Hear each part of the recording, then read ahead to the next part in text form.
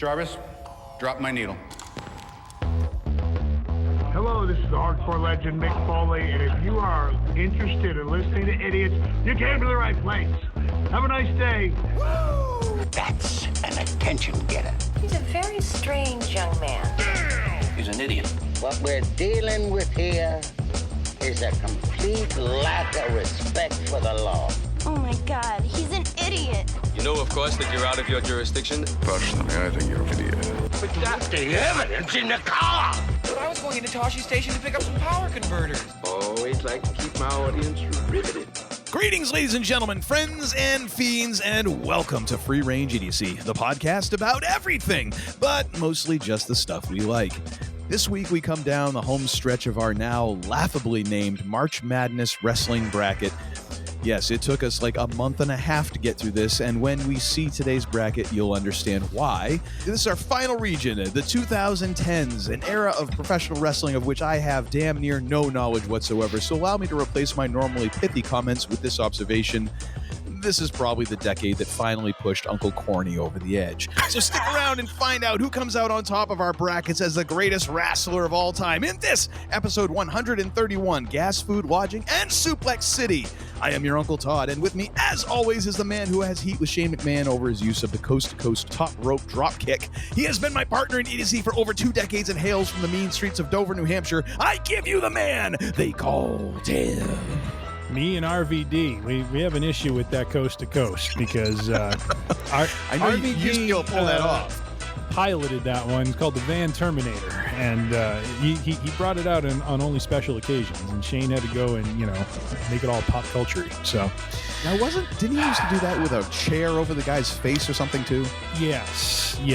RVD would do it with a chair. Yeah, and then Shane basically did it with one of those like garbage cans made out of the thinnest, aluminum known to man. Yeah. So, I mean, like literally he would barely touch it. It would just like cave in like you hit it like at 100 miles an hour. It's like, oh, good God.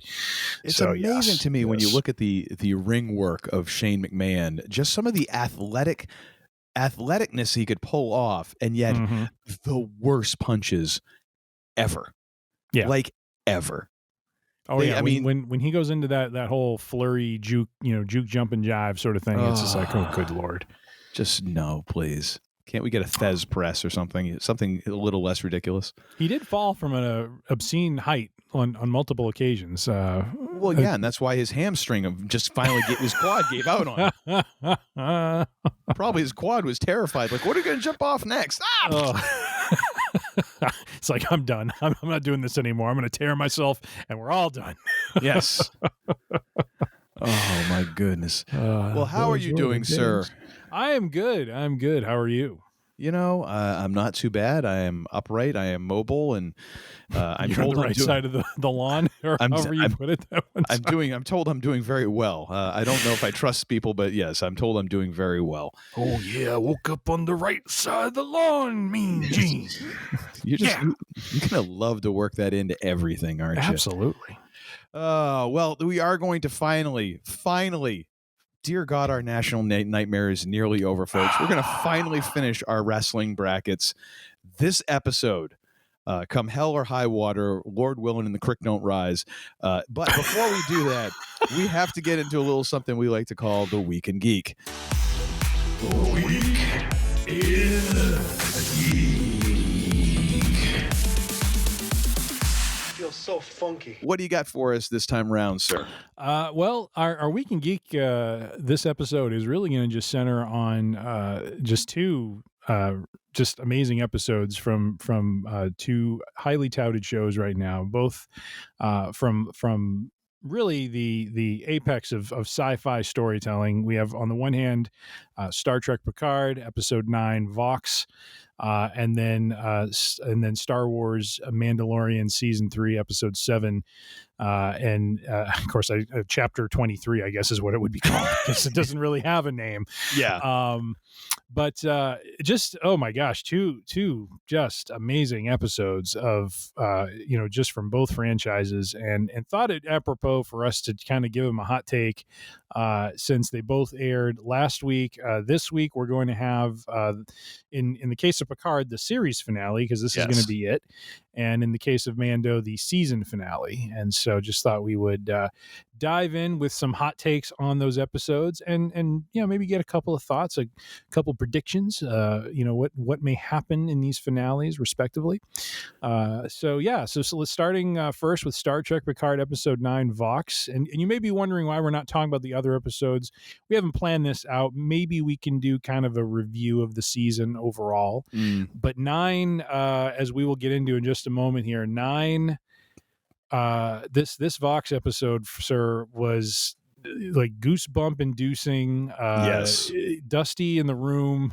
And I'm not talking about Dusty Hard Times. I'm talking about, oh baby, it was all the emotions were coming out. Let me tell you, it was a one thing after another. It was beautiful, baby, beautiful, daddy. Just like we planned it. Oh my gosh. And surprisingly, as I've watched every episode of Picard this season, they just get better and better, and it's just been such a strong season. I keep thinking about Uncle Todd and the emotions and feelings he had after season 2, and I'm not going to believe in season 3. Season 3 is going to be garbage. I didn't say that. I said I was not prepared to be excited about it, given how season 2, how horrible it was. All right. I said I couldn't give him the benefit of the doubt. And I mean, I'm saying this right now, unless they completely crap the bed in the series finale, I can't think of another television series, another streaming series, another movie series, really, where you had solid 1, absolutely abysmal 2, and then coming out and like just overshooting all expectations and actually doing better than where you started to follow up for a third. I can't remember anything like this. It is dumbfounding to me. I'm watching the show and I'm like, I can't believe this is the same show that follows season 2. They seem like it seems like a completely different show. Like, I don't understand how there's any continuity. It's almost like an entirely different production team, directing, like everyone had to have been different. It feels like. How are these two produced in any fashion by any kind of people in common? Yeah. Because the 2 is, in my opinion, garbage. Yeah. Absolute garbage. Poor storytelling, poor structure, poor everything. I liked it. There was nothing about it that I thought was even worthwhile mentioning in the same breath as season 1, or especially the original Next Generation TV series. It was just wretched. To me, it was like they decided to cut the budget in half. They're like, well, what do we do now? We can't do any effect shots. I guess we'll do a time travel story so everything can be in present day. I keep watching this series, every episode going, I can't believe it. Like, unless they really crap the bed this last episode, like comeback story in sci-fi of like the last couple decades. I can't place this in any kind of context. It's ridiculous. Of course, we do have that one more episode, so I'm still nervous because I really want this to land well. I really do. I'm rooting for them. Makes me a little nervous. We're back to the Borg. I was going to ask you that. I was wondering how you were feeling about the fact that they went back to the well we talked about that they should not go back to. I'm not happy about it. Okay, let's put it this way. I'm not excited about it. All right. Once again, it's the reason why I think that the Borg should not have been a part of last season. You had too many bad guys. And unfortunately, now you're deciding to share a bad guy because, again, we're talking about the Queen. Again. I mean, okay, but anyways, but at least this time it feels like it makes some kind of sense. There's fewer gaps in what's going on. It feels like there's actual consequences. I mean, as we were in the latter part of this episode, we are listening to like Starfleet personnel getting mowed down by the hundreds. Yeah. I mean, it was kind of crazy. Like that is something we have not heard in Star Trek before. That's almost a Battlestar Galactica-esque thing where you're just offing people en masse, you know? But at least it feels like there's some weight and gravity to what's going on. Whereas before it felt like no matter what happened, everything is fine. You know, this one actually feels like there's some weight and gravitas to the actions and the reactions that are going on. So I'll ride through it and see how it goes. I'm rooting for them, but I'd be lying if I said there wasn't a little part of me that's just a little bit nervous. Just a little bit nervous. All right. Very good. On my side, I mean, I was this was interesting because you weren't quite sure where they were going. You know, the prior episode we saw, you know, the changelings and sorry, what was the changeling leader name there? Vatic. And actually, she wasn't the leader. She was the captain of that ship, but she was always talking to that thing. You know, she had to slice off her hands so that the face could appear, which I'm like, that's a really interesting communications device.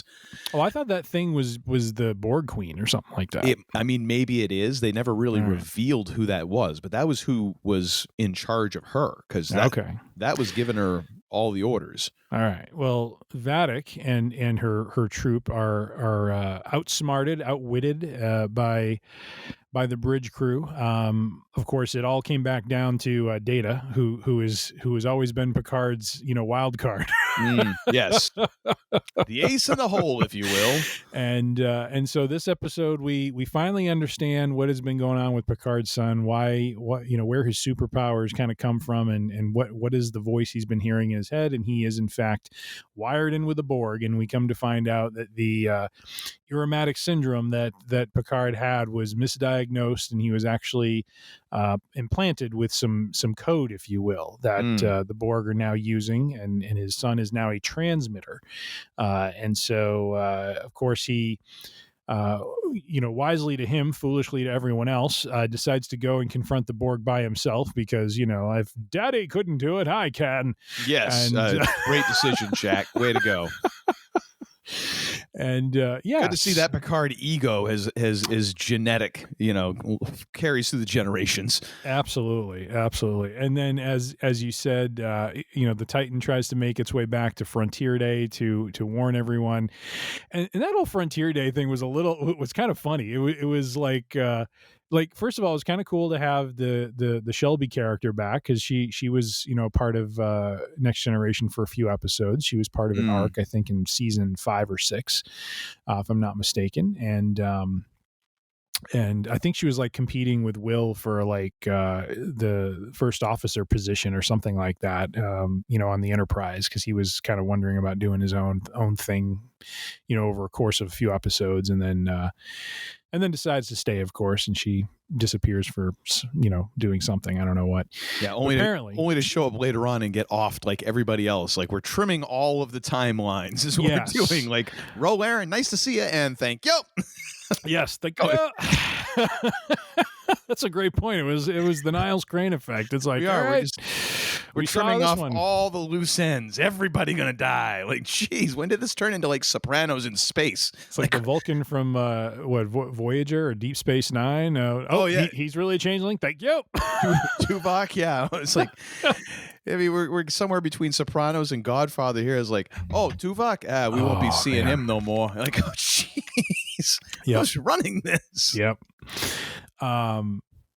But yeah, they try to warn them, and it was just the whole Frontier Day thing was kind of, it felt like this over the top, like, you know, look at the grandness of the fleet, and now we're gonna do the fleet formation. And the greatest tactical maneuver in all history. Like, let's get all the ships in one place right around our headquarters. What could possibly go wrong here? Yes, and look at us, we're all in sync, and you know, we're this armada now, where we're unstoppable. You know, it's just like she kept going and going, and then the Borg trigger, really they're ace in the hole in a lot of ways. I texted Uncle Todd about this, and when I said you got to watch this Picard episode because it is fantastic, I did say it did have a little bit of a hint of BSG in here. Oh, totally. The Borg thing and the Cylons taking over through the code and everything. Like, absolutely. Yeah, all we needed was a tall blonde strolling down a hallway at some point, and you go, "Oh, wait a minute, we got a little copyright going on here."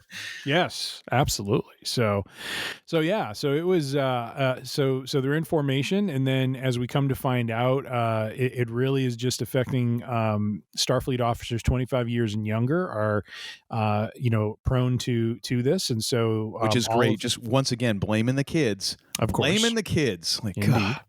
And so they all, as Uncle Todd has mentioned already, they just start taking out all the senior officers, and so you see it. You have the scene of Shelby getting basically offed by her crew. As well as the screams and voices of many senior officers being done in by their crew in spectacular fashion while they're still in kind of this locked formation, and then we get to the best part. And so the next generation crew, the old crew, sneak away on a shuttle, and Geordi has an idea, as Geordi tends to have ideas. Always. And so they warp away, and undetected by this grand armada that's about to go just crazy on the space dock. Yeah, all the sensors in the entire known universe in one area, and this one shuttle is like just jetsons out of there. Like, oh, no, of course no one would track us. Jumps in, I was going to say jumps into hyperspace, but jumps into warp. Was it too much? Would it be too much to have like a Captain Thrace have named in that entire thing just to give us a little something? There's BSG fans in that writer's room. I don't think so. I think that is duly appropriate. And so, and we end up back where we found Geordi, which was at the ship museum. And then we get what had to be probably just amazingly done well. I mean, just such an awesome, 10-minute sequence where they fly in, and sure enough, Geordi's little secret project has been putting the old Enterprise D back together, baby. Yes. Oh my gosh. And the thing was, you knew it was coming. You knew it was. As soon as they introduced the Fleet Museum thing and Geordi was the curator there and all that, you knew this was coming. But it's still one of those things that even though you know it's coming, it still hits you like a ton of bricks. Oh my gosh. Because nostalgia is a mother, ain't it? Oh my gosh, they open up those doors and I'm like, I know it's coming. And then the lights go on. I'm like, and they do it so dramatically. They come in and it's dark, and then someone calls for the lights, and then it's not just like the lights come on. It's like, all of the, displays come up first. Well, no, they show the lights come on in the saucer section, but it doesn't actually show Enterprise completely. All you see is like 701D, and you're like, oh, it's a thing. It's a thing. Yep. That's her. They're doing the thing. Oh my gosh. Yeah, and then when they get on the bridge, come on. Gosh. Yeah. This and this was what it was all, going, this is what I was building up to was I look back across the 3 seasons, and season 1 kind of explored Picard, just in a setting outside of him being the captain of a ship, and what we were used to. And season 2, as Uncle Todd already kind of touched on, was kind of a time travel tale. Pony loaf. I thought it was a well done story to say goodbye to Q, and I will. It was a rotten cat turd of a season. And here in season 3, to this day, we have the WrestleMania, if you will, Cody Rhodes going over Roman Reigns payoff here with the whole crew getting back together. Oh, no, on the bridge. This is the Blues Brothers, baby. They're getting the band back together. All right. They're on a mission from Picard, God. Well, Picard, God, same thing. But apparently he is the most important being in the entire universe, because once again, everything is riding on this dude's genetics. I don't get it, but whatever. Indeed. And so we have the grand. I mean, everything about this. I even felt like too, like Picard, like Patrick Stewart himself, like he's always seemed like an older version of himself, obviously because he is older. But in this scene, when they take their stations and they start running through their routine and everything, which by the way, I love when he activates the Enterprise. It comes back saying, Captain Jean-Luc Picard. Yeah, He's like, I'll accept the field demotion. That was beautiful. That was great. But basically, I mean, just what a scene with everyone taking their stations and hearing him, rattle off whatever to Data to lay in a course, and they get all, they pull out of a space dock, and then you hear the engage, and it was, but it was just like old times. You know what I mean? Like did you notice when he sat down in the chair, the Picard maneuver with the pulling the jacket down? Oh yes, yes. I saw that, and I'm like, it's just like the good old days. Absolutely. And there wasn't a hint of age in his voice at that moment when he was giving those commands and he's like, engage. It was like, it was old school TNG right then and there.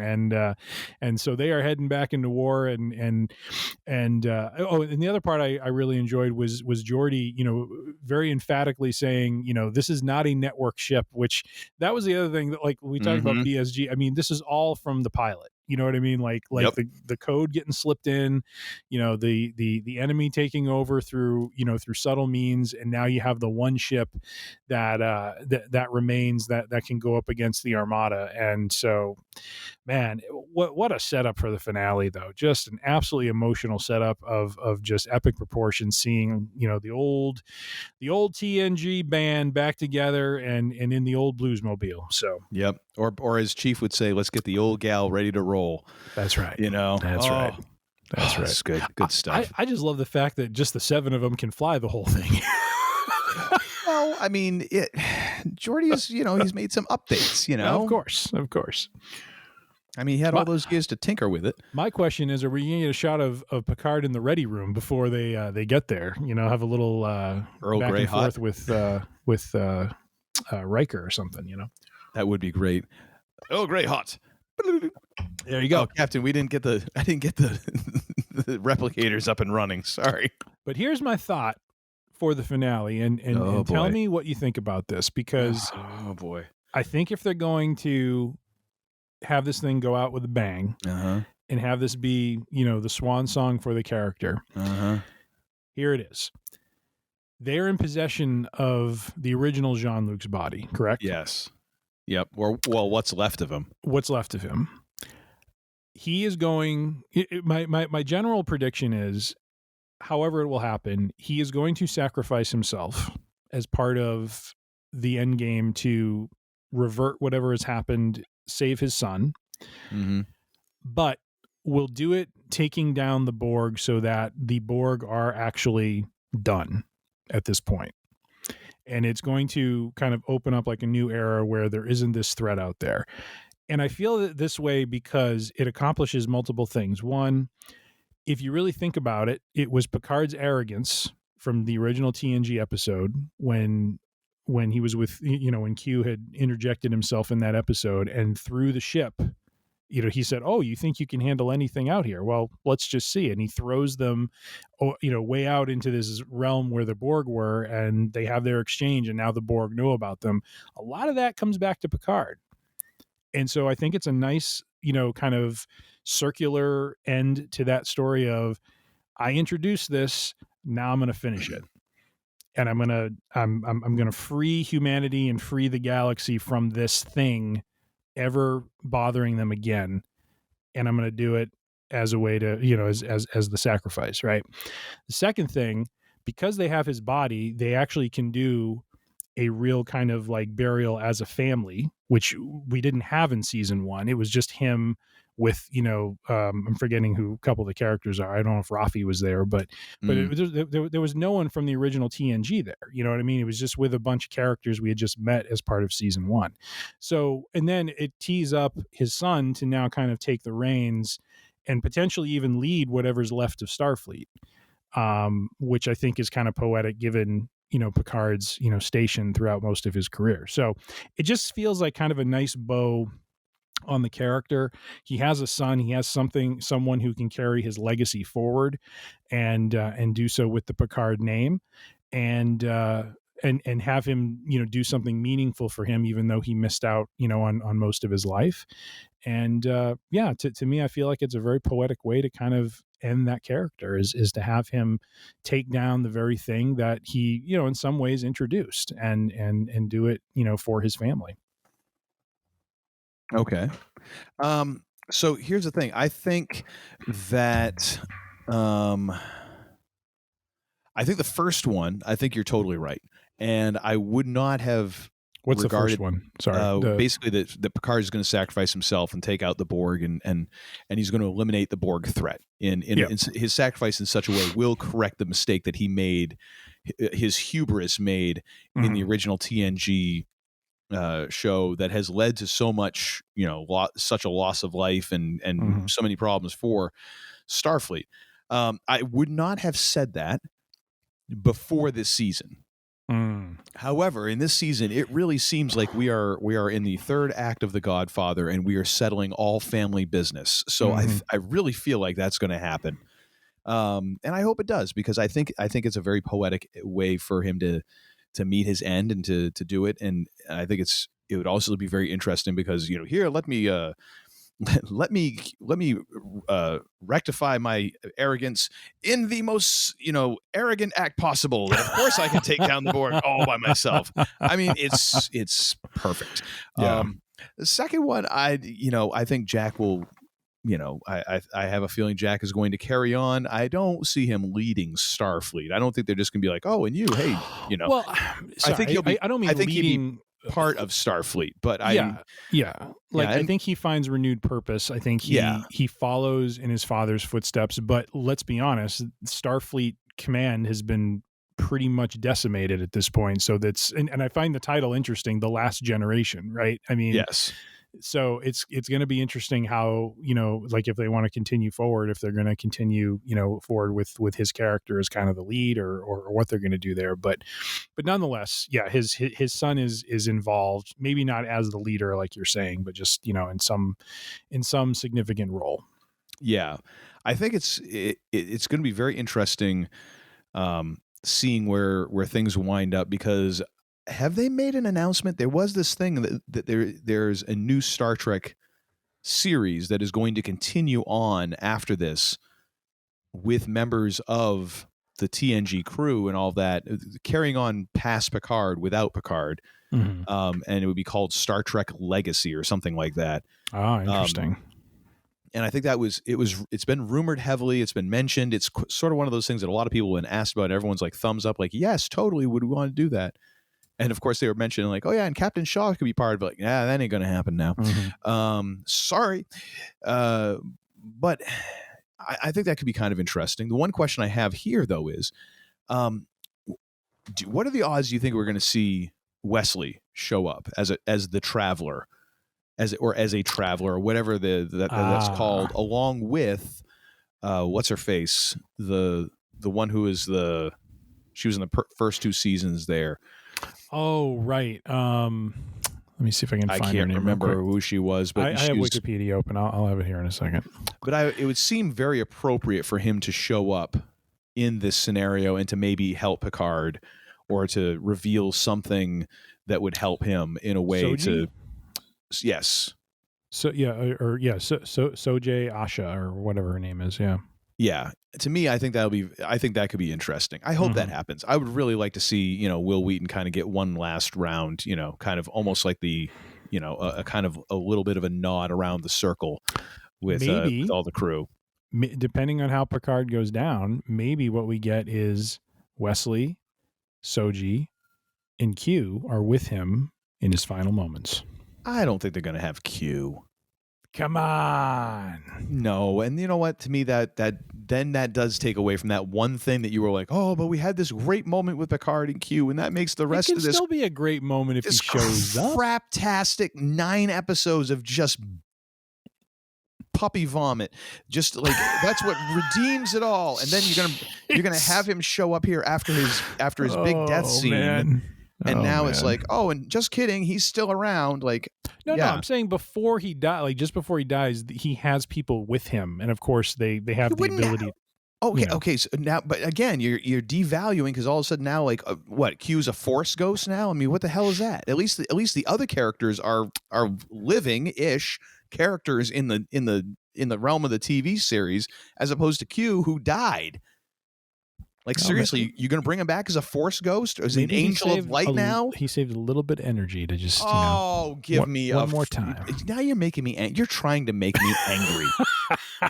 That's what you're doing. Let's move on. One last little point, too, is Data. And I say Picard will make the sacrifice because that is the other circular moment here is when the movies, kind of came to a close for the crew there. It ended with Data sacrificing himself, and they always left the door open with the B4 and all of that. But now that he is reconstituted, because at first I thought maybe the whole crew will go down, like they'll all go down with guns a-blazing, taking the Borg down with them. That seems like a long shot because I think it's gonna be more meaningful for just Picard to make the sacrifice, and then you have Data who's still around, who can be there for his son in the same way that he was there for Picard. And the thing is, like, Geordi ain't dying. Like, they've already set it up with his two daughters. He's going to rescue them. They're not going to go there. Riker and Troy have a kid. I mean, Crusher's got her son that they're going to try and rescue anyways. I mean, the only one who I think, of course, you got Worf, who's always like, it's a good day. Maybe it is a good day to die. It's a good day to die. And which makes it almost unlikely that he would. And of course, Data, this would be like the approximately 50th time that he's died to save everybody. So I think it's a little too on the nose there. I think it has to be Jean-Luc. Kind of has to be. And again, it even though you kind of can see this coming a mile away, it's sort of like seeing the Enterprise D. If you do it well, it doesn't matter. There's a ton of movies that you can say, oh, well, of course it's going to end this way. But you know what? If you do it well and it's a good journey and you set it up properly and you deal with it like, emotionally in a correct way, it doesn't matter if you see it coming. It's still a wonderful moment. So I think it is. I think Jean-Luc is the one who is going to make the sacrifice, and, that's how it goes. Yep. Agreed. All right. And then we have Mandalorian. Yes. Episode 7, called Chapter 23, I believe. Another interesting episode called Spies. Oh, actually, it did have a name. It was called Spies. That's right. Yes, they do have names, yeah. Oh, sorry. I didn't realize that. I thought it was just the chapter number. Nope. Well, I remember that because I think there was some speculation as to why was it called Spies, and we didn't really see any. So we did see the one in the early part of the episode communicating with Moff Gideon. But all sorts of goodness in this one. We see for the first time in live action, or at least in a hologram, Captain Pelion, who is from the Heir to the Empire Thrawn trilogy. And the father of Hux, whatever his name is. Yeah, I forgot his name, but yeah, father of Hux was also played by the actor's brother, isn't it?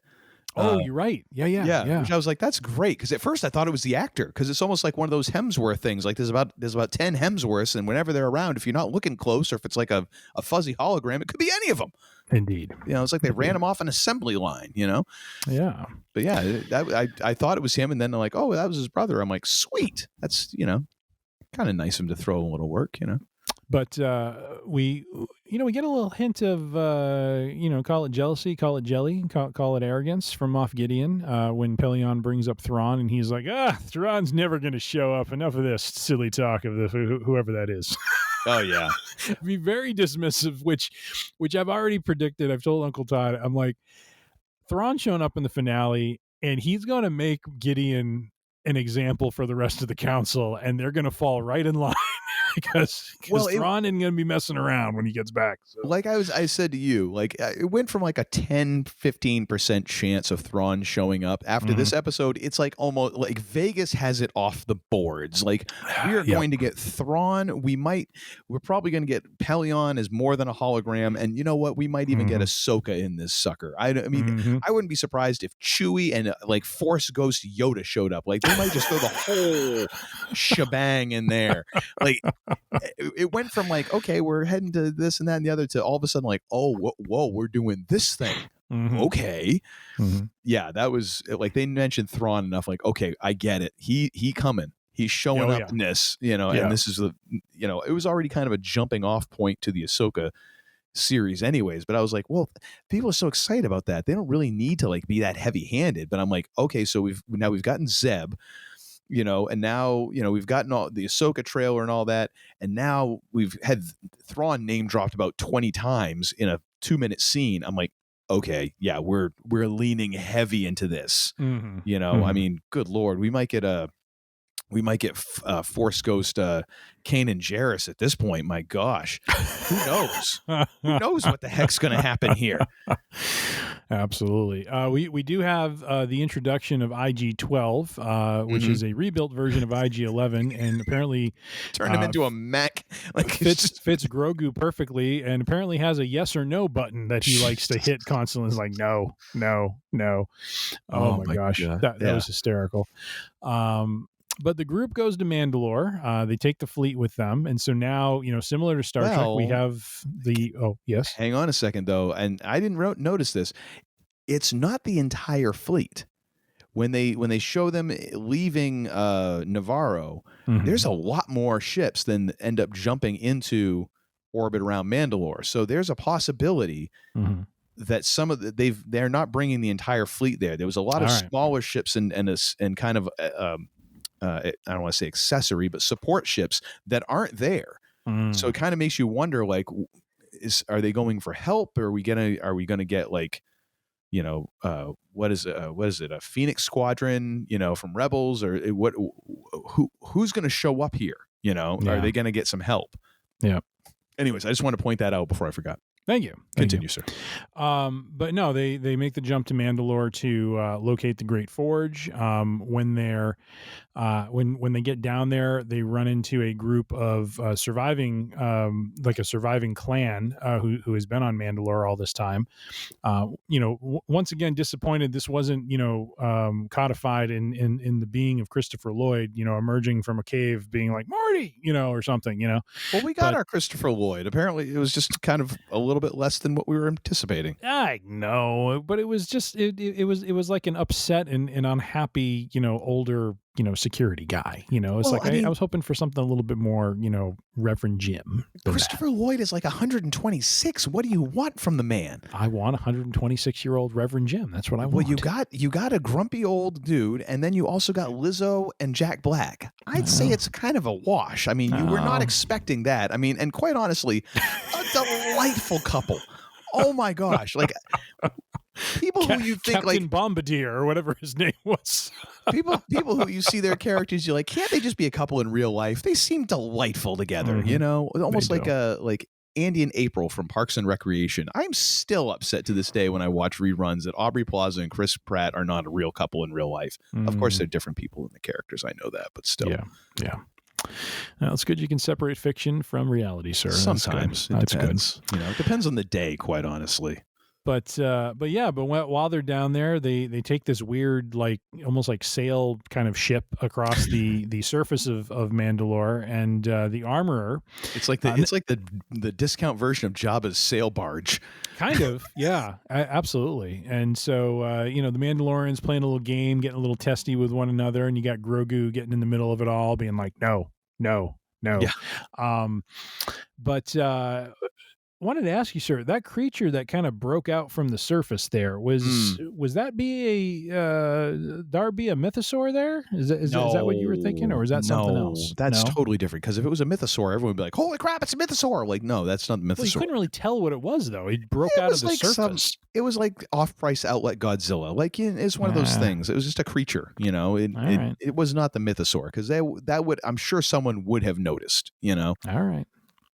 Did look kind of big, so I just figured. Let's put it this way. If you think that's a mythosaur, that is your version of my trying to find a womp rat in every episode. Maybe it was a mythosaur who was coming up for a breath of air. You know what I mean? He's down in the water all that time. He's tired of, Anywho, I think you got a hold of some bad deviled eggs, and you're just hallucinating, is what I think. I think it's a mythosaur. We should put a bet on this. Nonetheless, they do find the Great Forge, but they are ambushed by Gideon's Beskar enhanced stormtroopers, which was kind of an interesting touch. But we get we get two big events. One, our hero, the Mandalorian, Din Djarin, is captured by Gideon, trying to fight them off, and he's hogtied basically. Yeah. So he is hauled off, and then you have Paz Vizsla, who wonderful use of a helicopter, like basically the Jesse the Body Ventura gun from Predator, yes, except Star Warsized, and just going to town on these guys, just taking them all out to the point where his gun is glowing red. Yes, which was great. Like just overheating. Just throws it at him. Oh yeah, just starts beating people with a molten gun. Oh yeah. Oh, fantastic. I mean, what a way to go out for a character. Like, jeez. Yes. And then, because we didn't really get we got a little bit of a taste in The Last Jedi, but we really didn't get a sense of how deadly the Praetorian guards are. But basically, Vizsla takes out all the stormtroopers, and then the guard that Gideon asked for shows up, and dispatch of Vizsla in a very, it was done very well, very tastefully, but man, that's what the episode ends on, is him just collapsing and just laying there, and that was it. And so, oh my, we are in for a explosive chapter 24 final season finale of season 3 here. Bam. Yeah, there's a lot of stuff set up. Oh, and the thing is, they've shown, and I joke about them throwing the kitchen sink into this last episode, but the fact is they've shown before, like they'll set some things up and they'll knock some down, and then some others they're leaving. Those are going to be set up for the next season or for Ahsoka or whatever. Like, they are in no rush, which I totally dig. I appreciated that about Battlestar Galactica when they were doing their shows. There's times when they're like, yeah, that string is just going to hang there for a good long time. Yes. And we're in no rush to tug on it and to get to the end of it. You just have to kind of keep in mind some of this stuff. So I appreciate that kind of storytelling. Like, it actually gives the audience some sort of credit for intelligence. Yep. So, I think we talked about what we're both hoping to see in the season finale. What most likely we'll see. It'll be a question of how it is executed. But I do think there's going to be an element of Thrawn showing up in some way, shape, or form. Oh, and totally. It really feels like Gideon's going to be like done in by him, because he makes a great, like we've talked about with wrestling. If you're going to establish a monster heel, sometimes the best way to do that is to put a character who folks do not expect to lose in front of that monster heel to get the extra push, the extra lift from defeating that person, easily. And I just think it would be a strong statement for him to show up and put Gideon down and be like, there's a new sheriff in town and you better all fall in line or you're going to end up like him. Well, the thing is, I don't see Thrawn taking Gideon down. I see him more or less working, because that's not Thrawn's MO. Like, he'll find some way to basically cut Gideon loose in a way, and either embarrass him or subjugate him under his authority, or he'll just however he maneuvers things, Gideon's going to be out in the cold. And he's going to be left on his own. That seems more like how Thrawn does it. I don't expect him to pull a Vader and be like, walk in and be like, pew pew, you're dead. That sort of thing. That's fair. What you're talking about. He could put he we could find Gideon in kind of a catch-22 where he gives him a choice, and neither choice is good for Gideon. So it's a question of what's the lesser of two, and two evils sort of thing. And so that's fair. I can see that. I just think the arrogance that he just seemed like he was in overdrive on the arrogance front. Both in the beginning of the episode and at the end, when he comes down there and he's like, oh, I'm just going to take all the best parts of your culture and make them mine, and you guys are going to be done. He seems like he's in this zone of being untouchable in his own mind, and I feel like that's being done for effect because of what's to come. So yes, but excited for it, looking forward to it, and hopefully next week when we are recording this episode, we will be gushing about the live-action debut of one Grand Admiral Thrawn. Smelt, felt, dealt. Kelp. Oh, I don't know what I was saying. Anyways, that, my friends, is The Week in Geek. Well, thank you, sir, for, I guess, I don't know, talking about that, because there wasn't a ton of research involved, but you know what? I still thank you. Now we move on to the heart of the episode here. You like that? You like that? It's like this backhanded thank you. It's like, thank you for nothing. It was a very left-handed sort of thing, but it was like it was a left-hand backhand that swung around and still got you. Spent an hour on my Sunday afternoon putting all this together, sir. Good Lord. You were also chain eating devil eggs while you were doing it, and you know, having bourbon out of your sippy cup. So I can't imagine it was that unenjoyable. I was using the straw. Yeah. Oh, there you go. That's always good. The crazy straw. Yeah. Always going to do the crazy straw. All right. So we are going to talk about the best wrestlers from the 2010s. I mentioned once before in the intro, I know almost nothing about what happened in this decade. This is the most out of touch I was with professional wrestling. So I have no idea what's going on. So Tim, why don't you walk us through what in the hell was going on this decade, sir, if you would. So as I was putting together my sermon on the 2010s, Jesus, it's a sermon. Let's turn to chapter 24. We're gonna sing. That's Mandalorian. Excuse me. We're gonna sing hymn 323. But yes. We're only gonna do verses 1, 3, 4, 8, and 10. And for all of you out there laughing and cringing, you know who you are. You went to the same type of church. Like, oh, hey, someone was like, hey, let's do this hymn. Oh, we ain't doing all that. Well, that's like 20 minutes. All right, we gotta cut this sucker down. And you know, there was like the one verse that people didn't like because nobody could get the words right anyways. They're like, just leave that one out. Mm-hmm. And there was always that one older person like, I remember back in the day we would sing all the verses in the show. And then they'd fall asleep. So, you know. I don't mean to reveal too much about my life here, but you know. Oh, all right. Well, if nothing like some church humor to really get us those listens, let me tell you.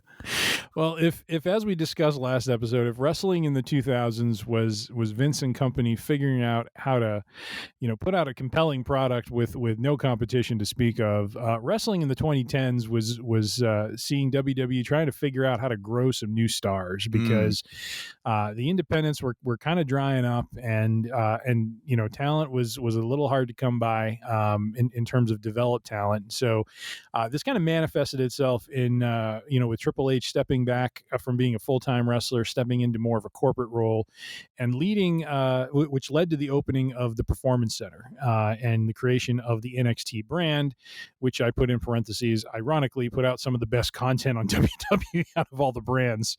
Shocking. The one that Vince was least involved in. Go figure. Indeed.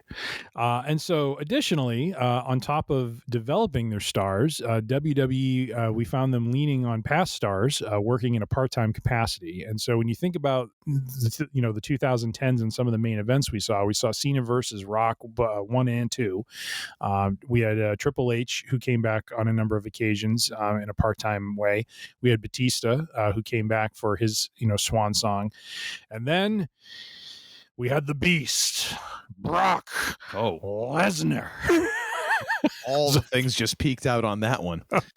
If I could do it in the Heyman-esque fashion that he would do. Thank you, Paul. To draw as the main event while new stars are being developed.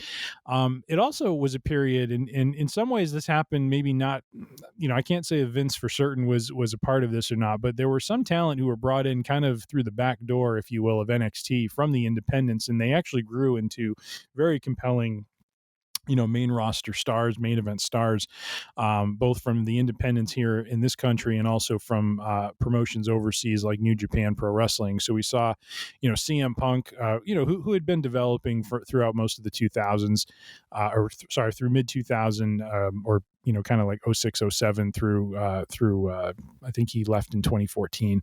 You had AJ Styles, Shinsuke Nakamura, Finn Balor, Kevin Owens, Sami Zayn, Adam Cole, and many others, all from those independents and that scene, but also grew into main event talent, both in NXT and in the main roster before your tribal chief established his dominance in the 2020s. And so in the meantime, and then finally to kind of end the decade, a new wrestling company, AEW, opens its doors in 2019 before a global pandemic provides wrestling and the world a new challenge to overcome. So that was the 2010s for wrestling. And it's like the Star Wars, the text crawl before a Star Wars movie. I was feeling my creative juices. It just felt good. The 80s was wrestling going from regional to national, and the 90s were the two national brands going head to head.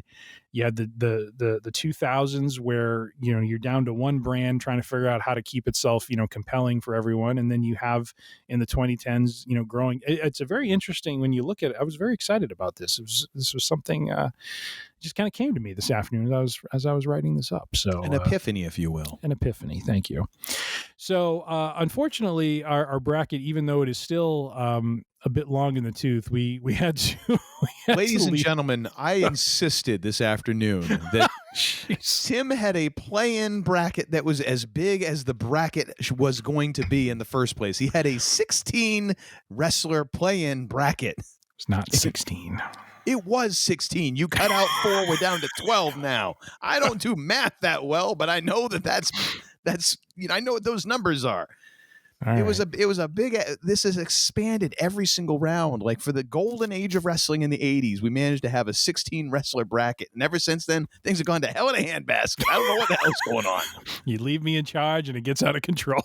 Good God! But I guess this is better than when you were going to do like the first region and it was 64 wrestlers. I was like, whoa! That's the entire tournament. I'm convinced we could have done a 64 wrestler bracket. And I'm convinced that you need to be drug tested immediately. The only way that I could have done that is if I'd had some organic trucker speed. That's the only way I was going to make it through that episode. Good that, and Lord. I would have had to have a pee bucket right next to me. That's the only way that's going to work. Oh my gosh. Well, I'm going to go through a list of names that we had to leave off. Yes. It's like in memoriam. It was painful. In memoriam. Or as we call it, left out in the cold. Yep. Oh my gosh! Well, I want to start off with a big friend of the show, Jim Cornette. His favorite wrestlers right now, Kenny Omega and the Young Bucks. Oh, Uncle Corny loves them. Oh my gosh! Does he refer to them as Twinkle Toes and something else? I think so, but he did Omega, refer to Kenny Omega as participating in competitive parkour. It's his brand of wrestling. Oh God. But Kenny Omega and the Young Bucks, both a big part of New Japan Pro Wrestling, especially mid to late 2010s, part of the Bullet Club faction, and Kenny himself. Really, this is where Kenny Omega establishes himself in the main event with Chris Jericho. Had a great match, great series of matches with Chris Jericho in New Japan Pro Wrestling. And many others, and so just a unfortunately had to leave him off. We have Bobby Roode, who was glorious in NXT. Cody Rhodes, who isn't he still around? Like I keep on I never saw him in any shows. People are like, oh yeah, Bobby Roode's on this. He's around, but him. Yeah, he got injured and had to go through I think some sort of I think it required a surgery and a recovery period. So he's been dealing with that, but I don't think he's if he comes back, I think he's going to probably end up as one of those guys working like as a road agent or something, because I think his he's in his like mid 40s now and wasn't really cracking into the the world title scene at all. So I think his time is kind of past. If you can say that, but I think Sting is scheduled to wrestle tonight. Oh, fair enough. Could be. And he can barely move. Well, that's true. Cuts a promo like a son of a gun, but okay. We had Cody Rhodes, who really this was his decade to grow into being a higher profile presence than what he was in WWE as he kind of wrapped up his time there as Stardust and found, his footing as the American Nightmare and really part of the group that started AEW. But we have to leave him off, not because, it was hard. I wanted to include him because of the fact that he was part of that group that started that promotion. But when you compare it to the relevancy and the accolades of some of the other folks we're going to talk about, this decade for him is really just kind of a build period for him. So essentially what Tim is trying to say is if you have anything to do with AEW, screw you in particular. Not really, but kind of. Oh, that's exactly what you always tell me. Well, the way I like to look at it is if AEW started in 2019, you really got only 2 years of relevancy going on. I know, in but the you're decade, you're very much like Vince. Like you hold a grudge from people who are, if they weren't originally, from there. Oh, I hold a grudge because of what happened with CM Punk. I think CM Punk should be back and part of the AEW roster. I like AEW, but you may get your wish, sir. Maybe. Who else? So let's see. Cowboy James Storm from Impact Wrestling. He had a great run, in the world title scene there. This is where Ricochet, comes to WWE and starts to establish himself. Big E. Really, all of the New Day, Big E and Xavier Woods, Rusev. This is where Rusev starts and becomes a force to be reckoned with for a few years. We get Rusev Day, and we get all these other, just interesting things that came from the character that I wasn't expecting. Man had his own tank. I mean, what else do you want? Had his own tank. Wade Barrett, who was part of, kind of the original class of NXT. Bully Ray, Johnny Gargano, Tommaso Ciampa, Adam Cole, Kyle O'Reilly, Bobby Fish, Roderick Strong. They're all part of, Adam Cole, Kyle O'Reilly, Bobby Fish, Roderick Strong, all part of Undisputed Era from NXT and who had a really amazing run as a faction for several years. I mean, they were involved. I think for the first 2 or 3 War Games matches they did, it involved the Undisputed Era, and they always had just amazing matches in that particular match type. Rob Van Dam was still wrestling, mostly for Impact. Came back in WWE for a little bit. Christian and Edge. This was a hard one, but Edge basically retired in 2011 and was gone for most of the decade. So we really can't talk about him a whole lot. Christian had a bit of, he got a little bit of a lift when Edge retired, had a world title run, but otherwise was mostly kind of off the scene and not really seen very much.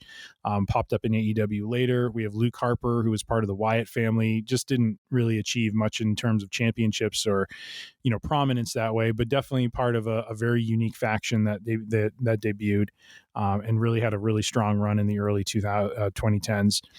Sting's still wrestling. We don't have Hogan, we don't have Flair, but we got Sting. He had his swan song in WWE in the mid 2010s, and then was part of AEW when it started. Sting has had a rough time in our brackets when you think about like how huge he was for WCW, and just by virtue of how our brackets have laid out, like. Yeah. He didn't show up at all in the 80s, of course, because he got a late start in that decade. And then in the 90s, he kind of just got overwhelmed by the other wrestlers that he was up against. And the 2000s, he wasn't doing a whole lot. Really. Right. Yeah, and then, he was an Impact, but not. Yeah, I mean, not even close to having any kind of like not cultural impact as he would have in WWE. And then, like you say, he comes back here for a little bit and not gonna match up as well as some of these other guys. So sorry, Sting. Yeah, it is. We have Jeff Hardy, who has an interesting championship run in Impact Wrestling, which then ended with him, I think, having to go into rehab, unfortunately. Oh gosh. Just I don't remember the context for it all, but actually going out into a match where he was not in against any condition. Sting.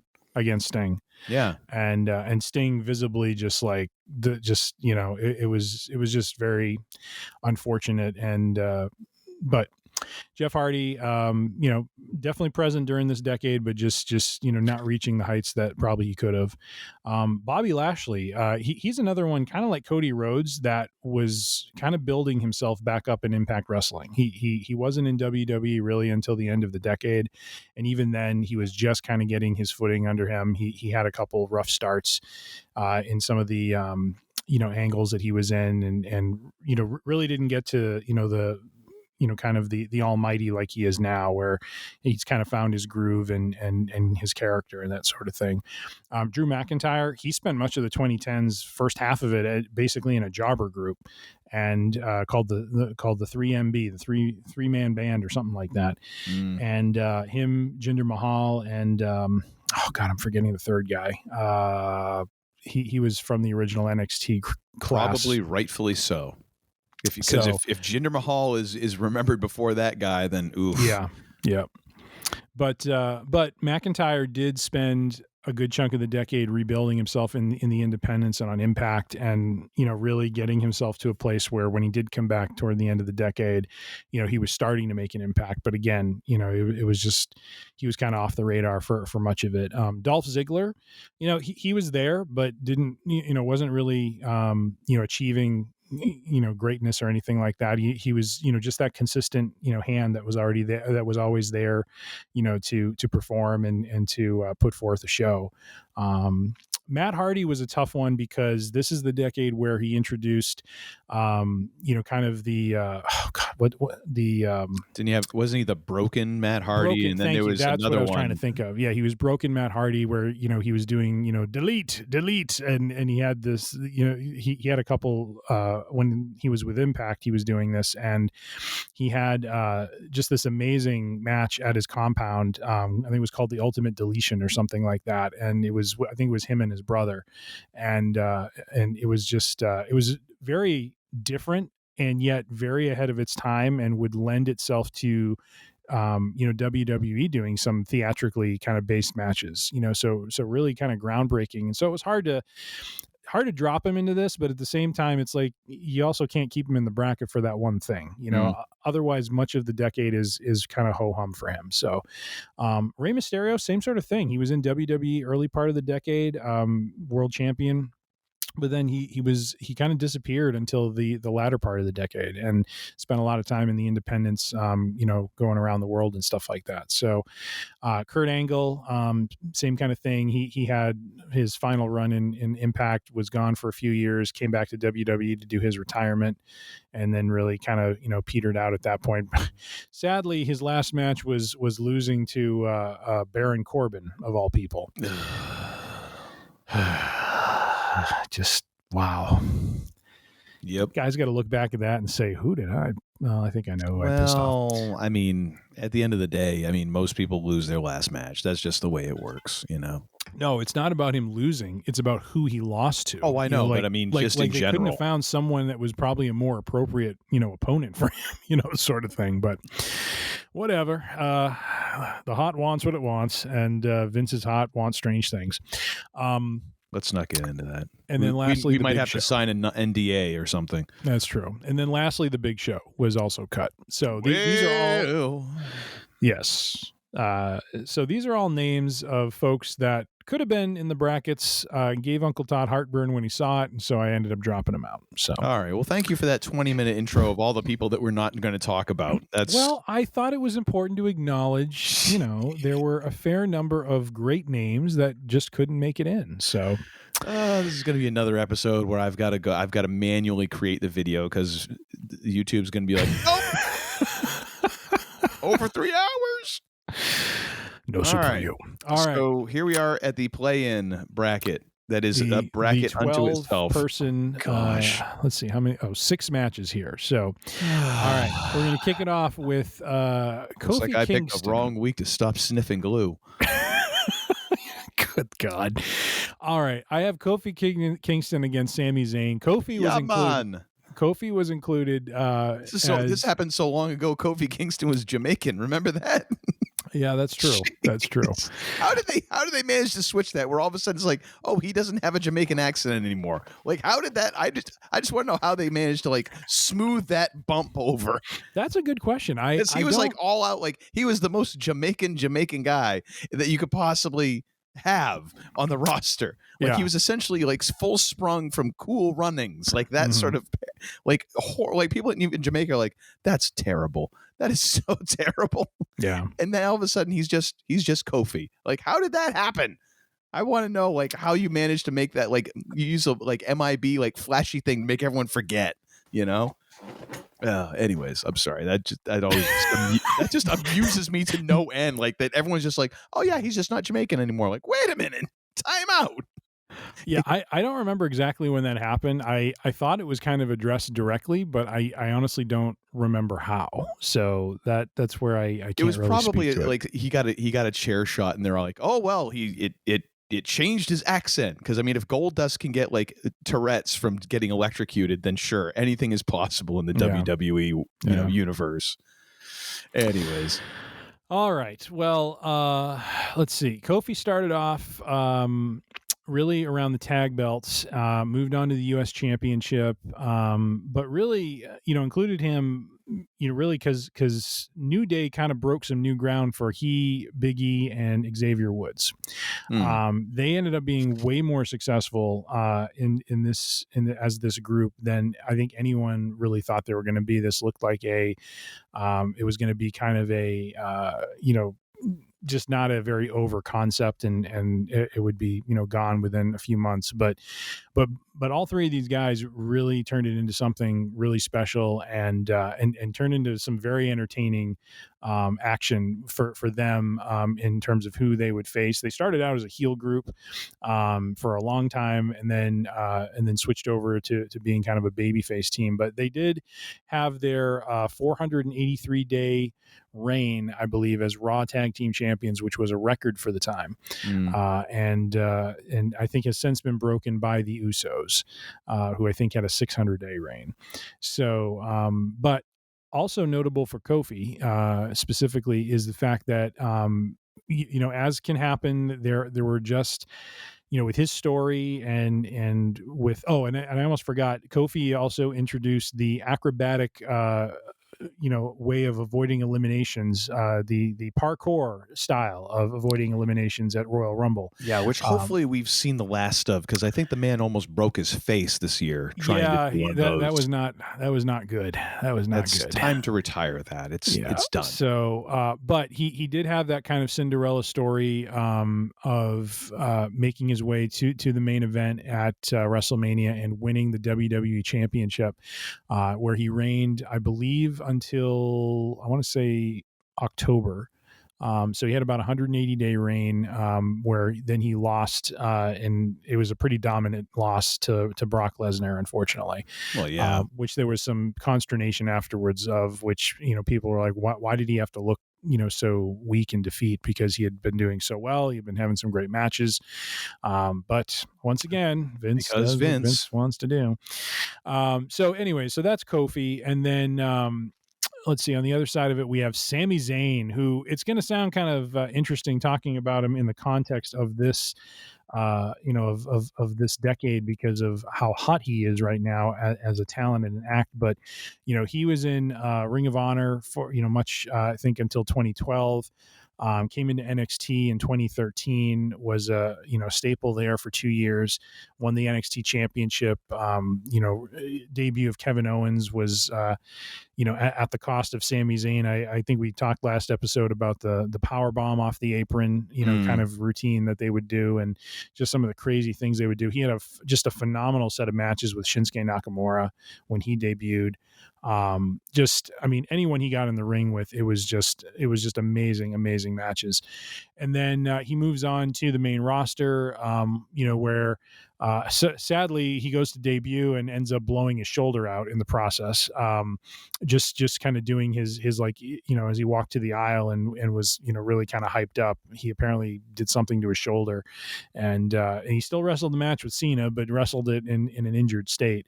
But went on to just I think he was involved in some intercontinental and world title shots. I don't know that he won any championships during this time. I'm just kind of like, I guess he won the Intercontinental Championship in 2019.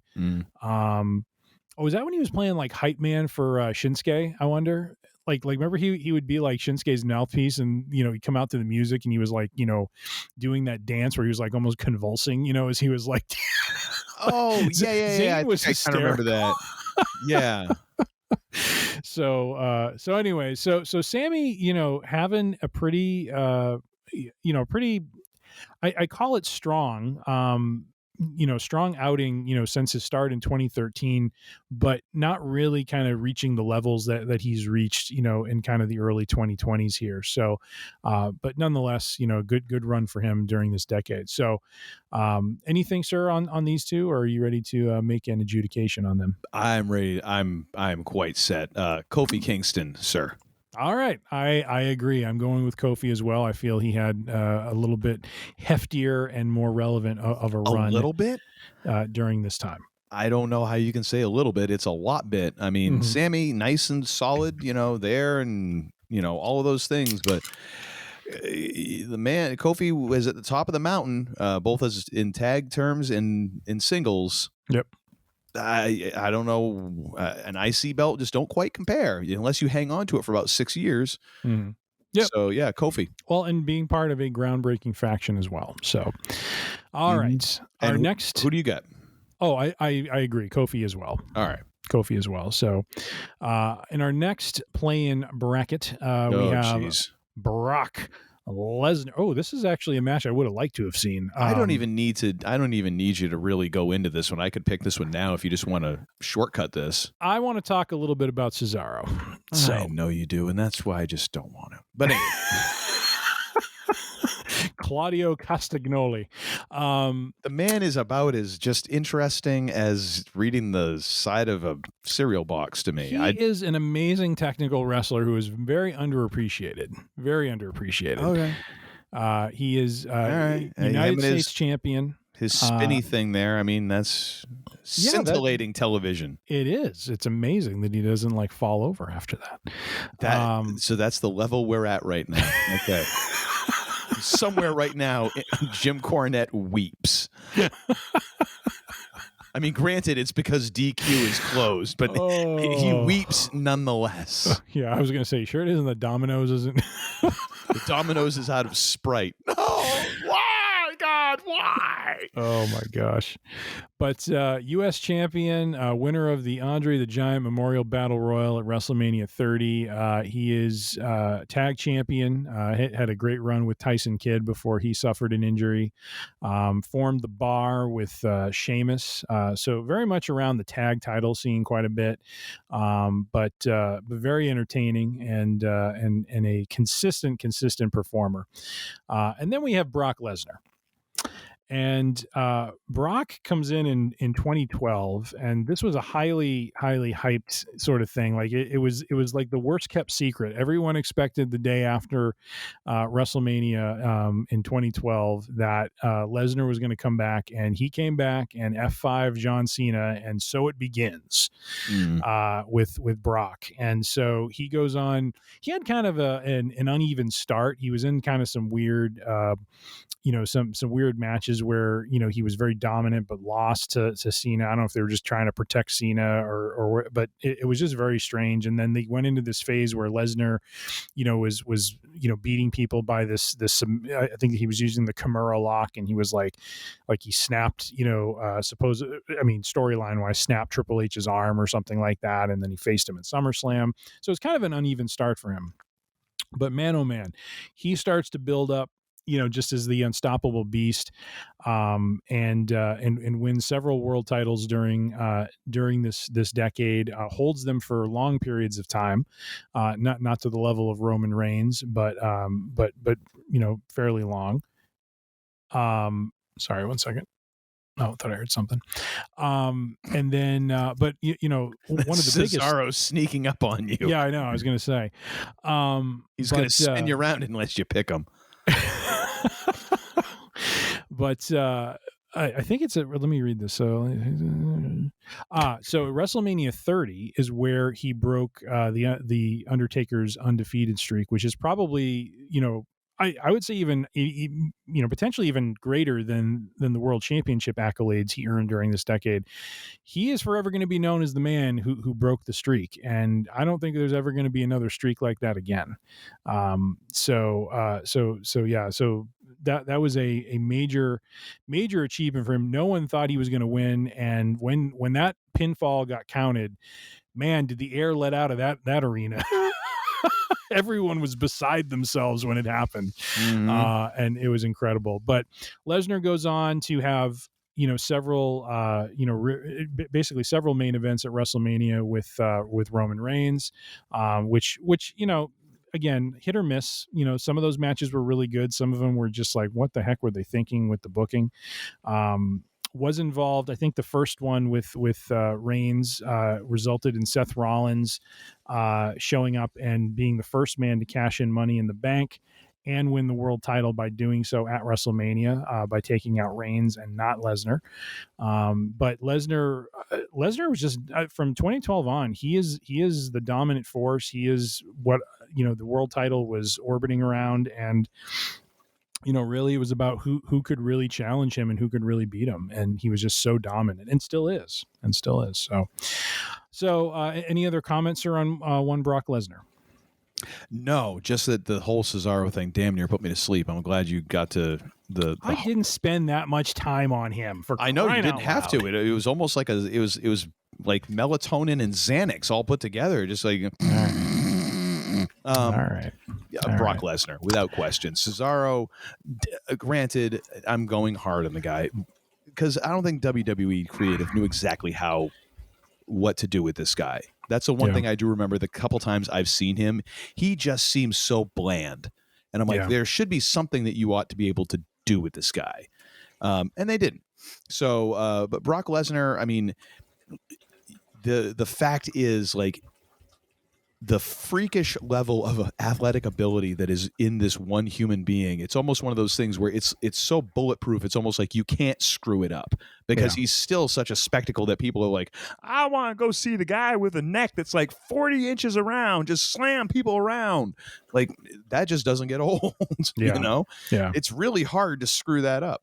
But yeah, Brock Lesnar. All right. And I am going to go against the grain and say Cesaro. Are you serious? No, of course I'm saying Brock Lesnar. I just wanted to get your reaction on that one. I was going to say, we need to have you pee in a cup, seriously. Like, because now I'm not worried about drug testing. I'm worried you might have like a brain worm or something sort of infection that is like slowly nibbling away at your medulla oblongata. Thank you, Gorilla. I appreciate that. All right. Moving right along to our next matchup, Bray Wyatt versus Shinsuke Nakamura. Bray Wyatt, really just known for being, I really look at him as kind of this generation or this decade's Jake the Snake Roberts. He just seemed to, and it wasn't obvious because I keep calling it NXT, but it was called the Nexus in 2010, 2011 when WWE was trying to figure out how to, did he come in as Husky Harris or something like that? Yes. Oh gosh. And sadly, when terrible. They debuted, when the Wyatt family debuted, that's what people were chanting. They were chanting, they recognized them and they were chanting Husky Harris. And but it went away. It did not hang around for a long time. And the Wyatt family, very much in the vein of what was that Rob Zombie?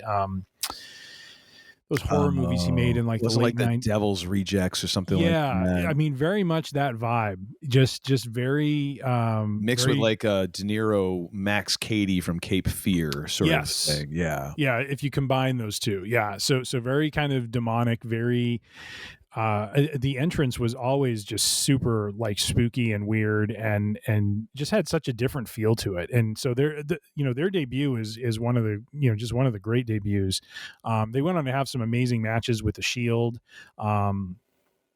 with Daniel Bryan, CM Punk, just many others. Just come. I mean, they spent a couple of years in NXT developing, and then came to the main roster and just did some amazing work.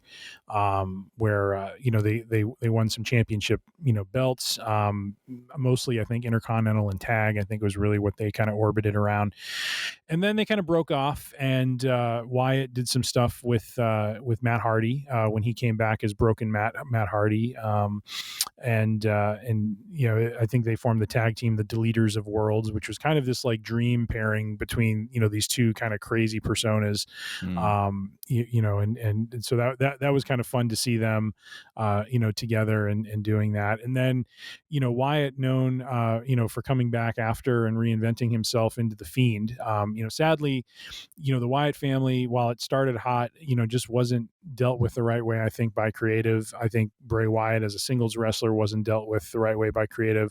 And then he comes back as the Fiend, wearing this mask and just having this persona and this aura about him that was just so different from before, and just so unique and so creepy, and doing it really well. And then he goes on to win, I think he won the world championship from I think it was from Seth Rollins, and reigns for a bit, and then summarily loses it to Goldberg.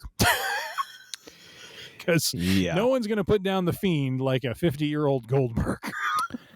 Yep. Vince McMahon, ladies and gentlemen. Vince McMahon. Yep. So on the other side of the bracket, we have Shinsuke Nakamura, who came into NXT. Let me switch over to his profile and just give me a second. I can't even imagine how many tabs you have open right now. It just must be your machine is like Chrome is just sucking the life out of your machine right now. No, this Mac Mini is beefy, baby. It's beefy. It can handle it. It's got like 8 cores in there. It's all good. All right. Shinsuke starts off in, I believe, New Japan Pro Wrestling. He started way before, the 2010's, but develops into the King of Strong style, this very stiff style that he likes to work, where he becomes IWGP Intercontinental Champion, and I believe heavyweight champion as well. Comes to NXT in 2016. Like I mentioned, had amazing matches with Sami Zayn, and many others. Just having great matches. When he came into the main roster, he and AJ Styles did have a match at WrestleMania 34. I hate to use the word disappointing, but a lot of people were expecting a lot more from the match than what we got. But I also think it may be because folks were remembering a younger Styles and a younger Nakamura working a very different, kind of style in New Japan, and it just doesn't translate into WWE. And so as much as they were trying to have, a great match together, it just didn't quite, come together the way they hoped. Like we've talked about with fans, I mean, fans are tough to please, and fans can be their own worst enemy. Famously, Mick Foley talking about when he finally was able to wrestle, I'm completely forgetting Sorry, I don't know who you're talking about. In ECW, the Sheik's grandson or whatever. The Sheik's Sabu? Sabu, yes. And that was like the dream match, and then everyone right. And it had gone on for so long, and when they finally had the match, people were disappointed. He says people were disappointed because they legit thought they were going to see someone die in the ring. And you have that sort of thing where it can, if it simmers for too long, fans are going to build it up so high, there's no way you can meet those expectations. And that can be the case, of course, and then age and everything else, and then the stylistic difference. I mean, WWE is its own animal. Like when you wrestle in WWE, you wrestle their way. Yep. Period. Yep. Even if it's kind of your style, it's going to be adjusted for what they want you to do because they're cutting the checks. Yep. But anyways. So, so he has a run with the United States Championship for a period of time. Doesn't really, and then I think he has a run as the Intercontinental Champion. Doesn't really enter into the world title picture at all. No. Interestingly enough, and from Wikipedia, when he won the Intercontinental Championship from Finn Balor, The win made him the second man after Chris Jericho to have held both the IWGP and WWE Intercontinental Championships, as well as the first Asian-born wrestler to win the title. So interesting. So kind of interesting story there. So, but yeah, so Shinsuke, has a strong run in New Japan for the kind of the first half of the decade. Second half comes in NXT, has a strong, kind of end of the decade, and is really, kind of establishes, really a constant kind of WWE talent now. Really entertaining, really fun. We talked about his time with Sami Zayn, and and then he had a run as like King Nakamura as well. And so, just a very entertaining guy, and fun wrestler to watch. So, with all that being said, are we going to go with the King of Strong Style or the King of Weird Style, Bray Wyatt? I was all set to go with Bray Wyatt, but you know what? I'm going with Shinsuke. Really? And this is, and it's mostly because I'm just gonna say right here, like, play-in bracket, I'm gonna take some liberties this time because technically speaking, I should go for Bray Wyatt, like just by the virtue of him having a world title. That ought to do it.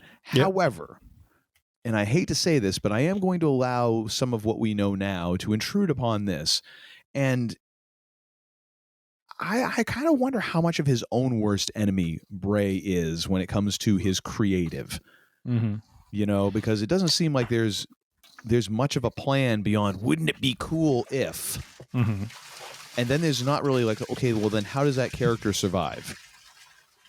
Beyond, wouldn't it be cool if? Like, he seems to come up with some really interesting, wacky, like cool, edgy concepts that don't really survive out in the wild very long, with the same oomph that you would like them to. Whereas Shinsuke Nakamura, I feel like that's a guy who probably should have. I've seen him wrestle, at the tail end of this decade, and then of course since then. That's a guy who should be, in a perfect world, he should have been higher up the card. Mm-hmm. He really should have. Like, that's a guy who, I mean, good Lord, if you take it, somehow manage to give him a mouthpiece like Paul Heyman or something, you put him in a group and you make him like truly like just an assassin type guy who just goes around and lays waste to people. Come on. Entertaining is even more entertaining than he is now. So I'm going with my heart in this one. Just because I feel like I don't think he got his due in that decade. Right, I still think he does. And unfortunately, the dude's like 43 now. So chances are he ain't getting his due either, which kind of sucks. Yeah.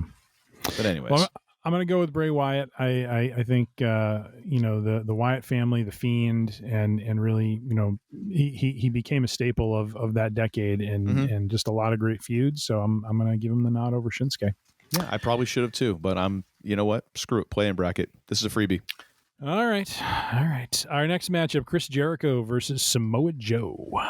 The king of just walking away from somebody trying to do a move on him. Yes. I love that. There's like a 5-minute compilation on YouTube of him just like someone going up for a move and him just walking out of the way. Yeah. One of the best things ever. Oh, it's so good. That is funny. I'll see if I can find that and include that in the show notes. So let's see. Let me see. So Jericho, interestingly enough, I guess he just left for a short period of time, but he comes back in 2011, I guess. So the start of the decade, has a great feud with CM Punk. I think at the time Punk was doing his best in the world bit. And so they were, kind of going back and forth about that. Let's see. I think he was pursuing the world title. I don't think he won the world title though. Yeah, he keeps going in 2014, 2016 through 2016. Yeah, it's interesting. Like I see these in a bunch of feuds, but I just don't see anything that is of major import. No. I'm just not seeing him winning world titles. I mean, he's in the conversation, but just not winning anything.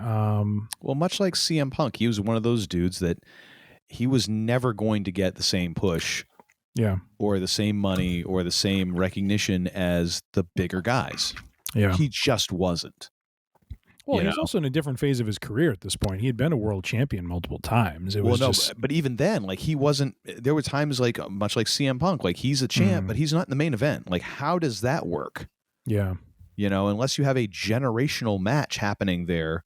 Yeah. How is the champion not the main event? Like, that doesn't make sense. And that's the kind of the thing I see with both of them. Is it as much money as they might have drawn, for whatever reason, that's like, oh no, you're not quite our guy, which is, kind of dumb. But I mean, hey, I don't own WWE. He does have that period of 2016, 2017 where he's doing the list. That becomes a big thing, a big gimmick. Spend some time with Kevin Owens, and they have, kind of an interesting, partnership. And then, of course, like all good partnerships, it ends up breaking up not very well. And so Owens, let's see. Yeah, it looks like Owens attacks Jericho, who's carried on a stretcher, and then Jericho was kind of written off TV.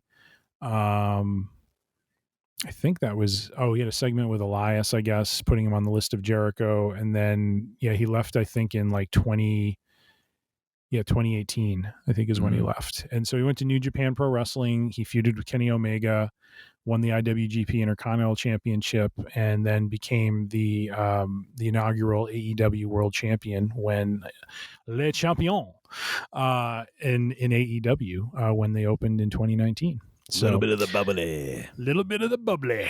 So Chris Jericho, pretty, kind of a, ho-hum kind of 2010 for him, but ended with him as kind of a cornerstone of a new promotion and helping that promotion establish themselves. And then we have Samoa Joe, who was in Impact Wrestling at the start of this decade, part of the new main event Mafia. Was in the world title conversation, and actually won the world title a few times during this time period. He goes to WWE in 2015, is NXT champion, and just a phenomenal talent, all around. Just has great matches. Comes to the main roster, has some great feuds, with with Balor, with Finn Balor, Seth Rollins, Brock Lesnar. He had a very memorable, challenge to Brock Lesnar during, I think it was like the summer of 2017 or 2018. Just, being one of the few guys who, in spite of being a little bit smaller than Lesnar, could shove him around and could push him around and actually seem like a legitimate threat, to beating him. So just a lot of fun there. And just a great entrance for this guy. I mean, his music starts and the crowd goes nuts and everyone's like, Joe's gonna kill you. I love that chant before the match even starts. I mean, it's just like, you carry some cachet when you got that. So, so multi-time NXT champion, and then multi-time, I think he won I thought it was the Intercontinental Championship. Maybe I'm mistaken here, but tag team championship looks like, Intercontinental Championship, I believe. So yeah, he had a pretty good run throughout the decade as a Impact and WWE wrestler. So, who, sir, are you going to select, Chris Jericho or Samoa Joe? As much as I like Le Champion, I'm going with Samoa Joe. Nice. Jericho, yeah, he had his moments. Of course, you have the championships in Japan, and then of course AEW champion. But he was definitely on the back nine of his career. But of course, he's still out there right now. So who the hell knows when he'll actually ever call it quits? But I like the idea. I've always liked Samoa Joe. The limited times I've seen him, because again, I wasn't watching a ton during this time, but I just like the dude, and he had such a unique kind of persona that I really enjoyed him. Nice. I'm going to take Samoa Joe as well in this round. So, respect to Le Champion, but I'm in the bag for Samoa Joe. I absolutely love his matches, and this was a great decade for him. Really was excited to see him in WWE and get some real exposure and be able to be on that stage. So. All right, second to last of the play-in, AJ Styles versus Dean Ambrose. So, AJ Styles, thusly, part of Impact at the start of the decade, part of the reconstituted Four Horsemen, as blessed by Ric Flair, called Fortune. He was a world everybody has been a horseman at some point or another. Yep. AJ as well. Basically is in Impact through 2014. He's in the conversation of the world title and basically started to play kind of a lone wolf character a little bit during the Aces and Eights kind of motorcycle gang thing that Bully Ray was doing, but eventually leaves and goes to New Japan Pro Wrestling, where he finds a great deal of success as the leader of the Bullet Club, becomes IWGP Heavyweight Champion, just has some just amazing matches with Shinsuke Nakamura and others. This is where, of course, he's partnered up with Carl Anderson and Luke Gallows, who later joined WWE or joined him in WWE as the Club. So just has a really, really good run there, and then comes into WWE in 2016 at the Royal Rumble with, heavily rumored, and, the crowd just, really went nuts when he came out, and he himself says, I don't even know if these people are going to remember who I am or know who I am. But he was, as an international star, he was well known, and he was a great find for WWE. So, I was really excited when he joined, wanted to see him, much like Samoa Joe, have some great success. And he did. He became WWE World Heavyweight Champion. I think he reigned for over a year throughout 2017 and 2018. Forms, they could only call themselves the Club because Bullet Club, of course, was trademarked. So he and Gallows and Anderson, had a good run that way. And then, of course, he ends the decade aligned with Omos, yes. Which I think was his way of trying to train him up and show him the ropes. And, well, you can only teach a dog to find the water, right? So I don't know, man. I think Omos is, then again, we have no idea, but his match with Lesnar, it kind of leads you to think like maybe they're figuring out what to do with this guy. There's a promise. Yeah, there's some promise there. Going on now, though, some promise there. So AJ Styles, that was his decade. And then Dean Ambrose, one member of The Shield, starting in NXT, kind of was interesting. He was trying to do an interesting character where he confronted Mick Foley. This was like in 2012, and he was trying to antagonize Foley, for his hardcore ways and that sort of thing. And then that just kind of disappeared, and he just showed up as a member of the Shield. But the Shield became quite a dominant faction, won a lot of gold. Great matches with the Wyatt family, John Cena and numerous other people. Just, when their music came on and they came out, they just dominated. They had a really, really great run. And then, like all groups, they break up eventually. And so he ended up having some really good feuds with Seth Rollins, and with Kevin Owens over the Intercontinental Championship, Seth Rollins over the World Championship, becomes a world champion himself as well. And then they reform the Shield, and then he leaves in 2019 and heads over to AEW, where he later becomes a world champion there. So really a really strong, outing this decade with Dean Ambrose being part of that kind of groundbreaking faction. Then the three of them becoming, singles superstars themselves, him being able to become a intercontinental and multi-time world champion, having some really great matches with Seth Rollins and others. And just kind of being this, he was kind of this unhinged character, but he couldn't be as unhinged as he is now in AEW. And so now I think he's really playing the character he always wanted to play. And so yes, sir. We have AJ Styles and Dean Ambrose. Who are you taking? I'm going with AJ Styles, and it's a total preference thing. I never dug Dean Ambrose's shtick. Mm-hmm. And even though he might have a slightly better resume in terms of WWE, stats or accolades, I'm just not a fan. Not my jam. Yeah. And understood. Wish the guy well. All right. Well, our next match is going to be CM Punk. Who are you going with? Oh, sorry. I keep thinking I say it, and I probably haven't. I'm going with AJ Styles as well. Okay. I'm a big AJ Styles fan, and this was the apex of, I think, his career. And so really enjoyed watching it. Got to watch some of it with my sons as they were kind of getting into wrestling, and so it was a lot of fun to get to watch his matches and see him put on quite a show. All right, our last play-in matchup is going to be Finn Balor versus CM Punk. So I am going to start with Mr. Balor, who again is another stalwart of New Japan Pro Wrestling and another member of the Bullet Club.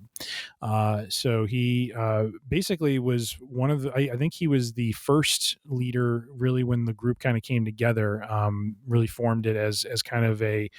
I don't even want to call it a four horseman group. I mean, they were just like a gang of thugs, and they just, kind of ran rampant over, a lot of the baby faces, and kind of like an NWO maybe, but just a little bit different. And so different feel to it. And so, so he was really involved with that. He came to WWE in 2014. This is where we saw the Demon character as well as, regular Finn Balor. And so he had a lot of really great matches, across his time in NXT, world champion of NXT several times. He comes into the main roster, becomes the very first Universal Champion at SummerSlam, but unfortunately gets injured in the match with Seth Rollins and has to forfeit the title. And unfortunately does not find his way back to the Universal title, but it is really just kind of a constant talent who is really pushed hard and has some really good feuds with those he faces. I don't know. I think he won the Intercontinental Championship. Went back to NXT and kind of started to go back to his he was called Prince. What the heck was he called?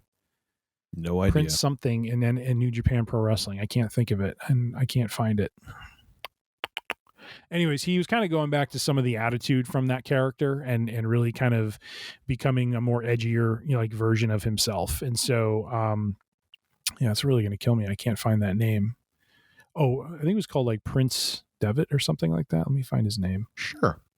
Let's go with Finn that. Balor. Yeah, Prince Devitt, I think is what he was called there. Did he wear like a nice ascot? He did not. That would be Mr. Jericho, sir. Oh, true. But well tried. But became NXT champion again before coming back to the main roster. So, kind of had an up and down run where he had some highs, but then injuries and just general booking just kind of messed with his trajectory. But all in all, a very consistent wrestler, always having great matches and just had a really strong decade.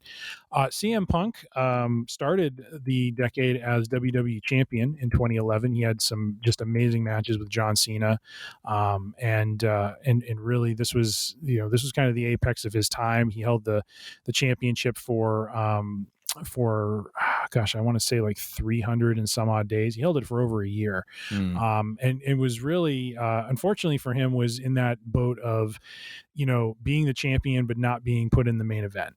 And so, it was great to see him as champion, had a great run with it, but nonetheless, really, struggled to be that main event talent. Had great matches consistently. He had a great match with Brock Lesnar at SummerSlam, not a title match, just a great match, and really became this like workers wrestler where, no matter who he was fighting, he was always, just putting on great matches. His world title run, was 434 days. And that was broken by The Rock, who beat him for the title, of course. Cause unfortunately, like I said in the beginning, this is the pattern. The part-time, past superstar wrestlers were given preference over, the ones who worked hard. And so Punk ended up, I think his last WrestleMania was when he faced The Undertaker to try to defeat him and break his streak. And that did not happen, but they had a phenomenal match. And then he went on to feud with the Wyatt family, but eventually leaves in 2014 after the Royal Rumble, where he had kind of just had enough. And there were a lot of other things going on, which could be an entire episode unto itself. We won't go into that. But really at that point, he's gone for the rest of the decade. So he has a really strong 2011 to 2014 as world champion. And just, really, I think was firing on all cylinders during that time, kind of like a Bret Hart sort of feel to his matches and just the excellence that was in them. But yeah, unfortunately cut short at 2014. So between Finn Balor and CM Punk, sir, who are you taking? Much like CM Punk is a Paul Heyman guy, I am a CM Punk guy. Mm-hmm. So I will go with the few years of really great over a consistent decade. Yep. And I know that I probably should pick Finn Balor there, but I again also going into the fact that I can't stand Vince McMahon, and I think that there are many of the societal ills that we are experiencing today that are all going back to him and his stupid ass mustache. That basically WWE did CM Punk dirty, and and you know what? I'm taking it out on him here, and I'm going with my heart, and I'm picking CM Punk. Well, I will quote the Iron Sheik when I say "Hakpue" on Vincent Kennedy McMahon, and yes. I too am going to go with CM Punk on this one. If you go back in whether it's YouTube or if you have a Peacock subscription and you want to go back into WWE during that period, his matches were just unparalleled. He had such great matches, and really you can see how proud he is as champion and how he's trying to carry himself in spite of the way they were booking him, and really trying to, do whatever he could to really, shine, just elevate the title and bring, really great wrestling and into the company. And it just wasn't appreciated. So 100%, I'm going to go with CM Punk on this one. I'm a Finn Balor fan too, but I feel like Punk just had a more significant run, during this period. So. Yes, indeed. And well, now because we've been here for approximately 3 hours, I'm going to need to take a little bit of a break. So, okay, cue the elevator music. We're going to adjourn for a moment while I visit my chambers and consult my legal library for this next. Wow. Okay. You know what? How about you just do that while I go, and I'll just leave that in. By your library, are you talking about the magazine collection you have in your bathroom? Oh, are you kidding? Yeah, keep magazines in there because those aren't going to collect anything. Yeah, that's nice. Have a nice little fecal petri dish sitting next to your throne. Then you're gonna paw over them as you're sitting there. Make sure you lick your finger too as you turn the page, because see what happens. Mm-hmm. All right, I'll be back in a minute. All right.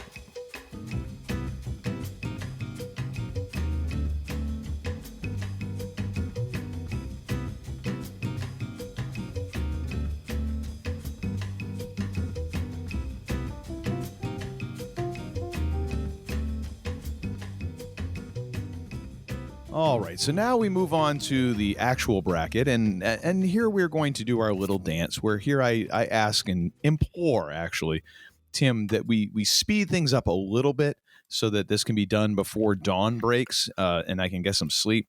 And he'll assure me that he is going to proceed in a timely fashion, and then read the Wikipedia article for each wrestler. So now that we've done that little dance, if you turn to him 472, proceed, sir.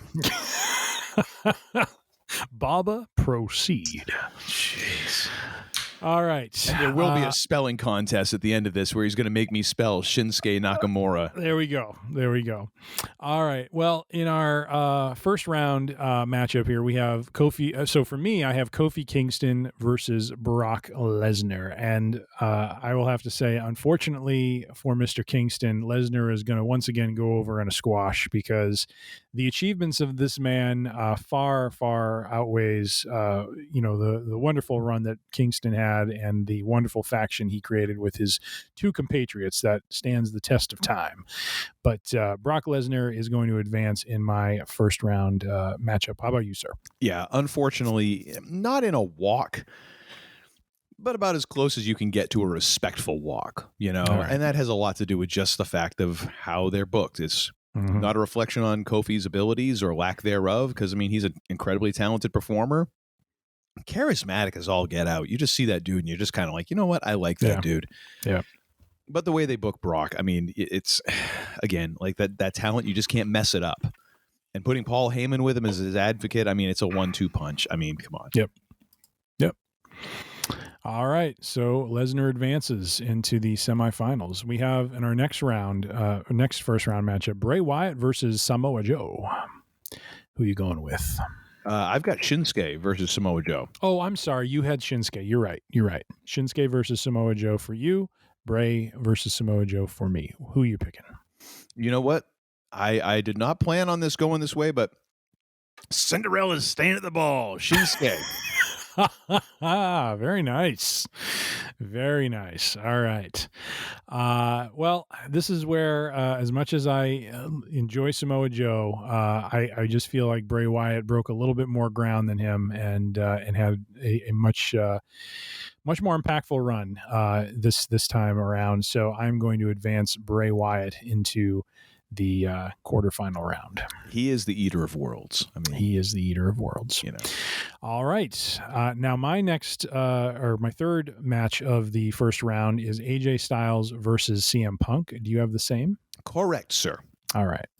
I will go first this time. And, as I said, I am in the bag for Punk as much as anyone, but I think AJ Styles had a much more significant run this decade and really, became kind of a stalwart for WWE toward, the middle to the end of the decade, it really becoming kind of like the Shawn Michaels, for the roster, just having phenomenal matches with whoever he went in the ring with. And so I'm going to go with AJ Styles here. I'm going to agree. This is the pick of CM Punk was a little bit of an honorary sort of thing. Keep him in the conversation, right? Yeah. I mean, and the thing is, I feel bad because he does deserve some sort of place in these brackets because he definitely is influential to professional wrestling. It just so happened that period of influence really straddled 2 decades in a way that it didn't lend it to one of the other really getting too far into the bracket of either one. Yeah. Yeah. Agreed. All right, sir. We now move on to our next first round matchup with 2 people we have not talked about. So I will go into my next sermon. A guy who made his gimmick because he was white and he could rap, and another guy who got there just because he's whiter than every other human being on the planet. A hitherto unknown shade of white that is damn near glow in the dark. But yes. God love him. He is again a quality follow on Instagram. I will say it again. Absolutely. Cena just continues the role he was on from the 2000s here. Has 2 phenomenal main events at WrestleMania with The Rock. Has great matches with Brock Lesnar. Holds both the WWE Championship and the World Heavyweight Championship. Holds the United States Championship and begins, this great gimmick that he started, holding an open challenge every week. So, really welcoming whoever wanted to, come and challenge him for the belt. This is when the, you want some, come get some, started. And that led to a very, really something that helped elevate Kevin Owens when he was NXT champion. He came out to answer the call and really, put Cena down, not in a match, but just, from a promo and from a, assaulting him standpoint to really just show how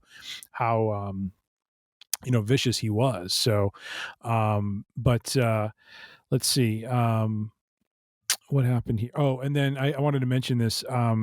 Cena faced Rollins in a winner-take-all match in SummerSlam for both the WWE World Heavyweight Championship and U.S. Championship, which Cena lost after guest host Jon Stewart, yes, that Jon Stewart, appeared at the side of Cena and instead attacked him with a steel chair, ending Cena's reign at 147 days for the United States Championship. So WWE is a weird place, folks. It is. Weird place. It is.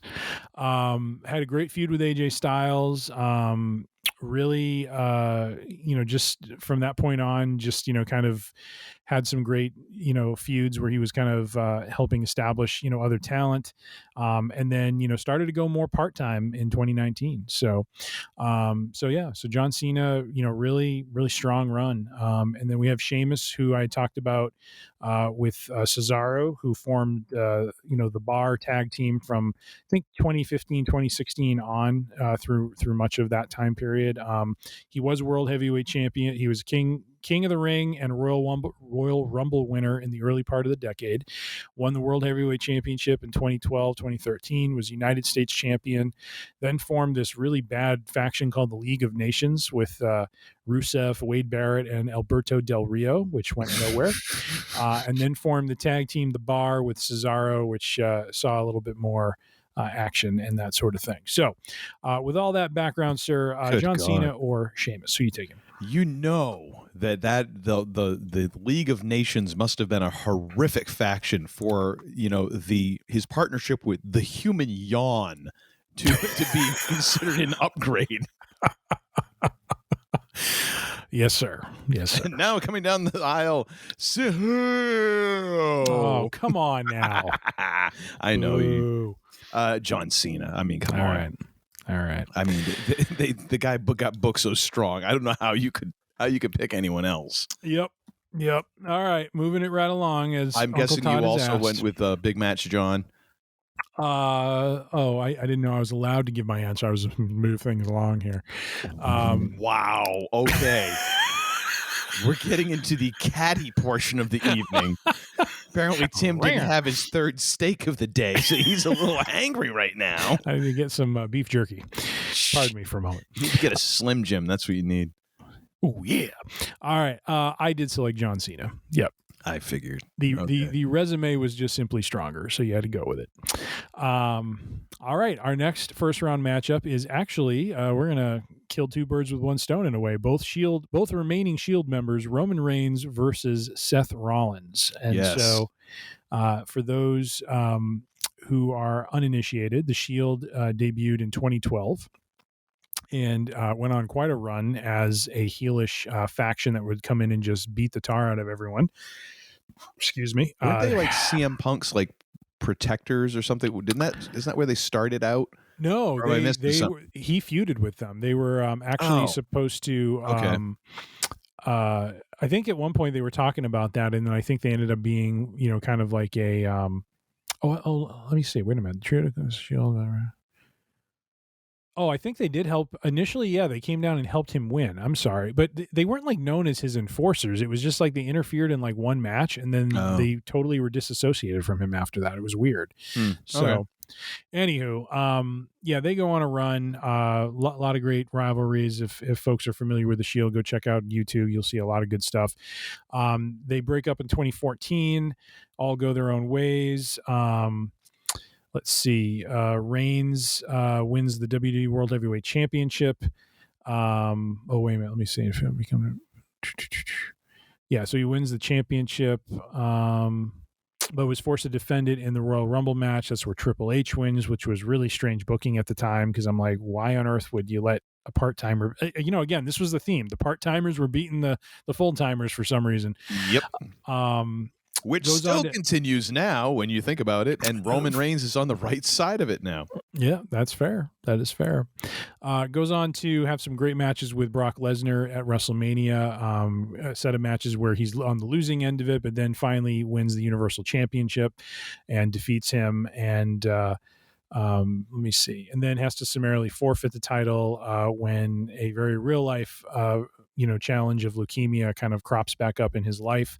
But remarkably, he puts it in remission in 4 months and comes back and continues to, just continues to roll. So Reigns really kind of rising up through the decade as the main event, talent that I think, they saw in him as an NXT, starter and really, really what gets forgotten is just how many WrestleMania main events he's been in. I mean, he really from, I think, 2016 on, I mean, he was in at least 3 or 4 matches with Lesnar in the main event, and really has dominated that. So Reigns strong. Seth Rollins, not too shabby either. And this is what makes it hard, because both of these guys, and this was the thing with the Shield, all these guys had really, really good runs individually once they broke up. And so, he becomes the WWE World Heavyweight Champion in 2014. He's part of the Authority storyline as the, kind of chosen champion. Shield reunites for a period. He becomes Intercontinental Champion. Becomes Universal Champion. Then he basically at the end of the decade, he's starting the we're starting to get a little bit of the Rollins we see now, where he starts this Messiah gimmick, which at some point leads into the drip Seth Rollins gimmick, which leads into the whatever he is now gimmick. So Seth freaking Rollins. Thank you. So with the ridiculous outfits imaginable. And I thought there was actually a clip on Instagram where he was showing off his ring attire for WrestleMania to Becky Lynch, his wife, who he credits for kind of pushing him to dress in this crazier and crazier way. Because I think if I remember right, it was on like Broken Skull Sessions. And he talked about, he's like, yeah, because she dresses like a psycho anyways. And I'm just like, that's awesome. He's just like, yeah, I know. I'm married to her. And my God, I can't believe that she gets away with it. Yep. But she was so jealous. Like you could see it in her eyes. Like, oh my gosh, that's awesome. I'm so mad at you for getting that, not me.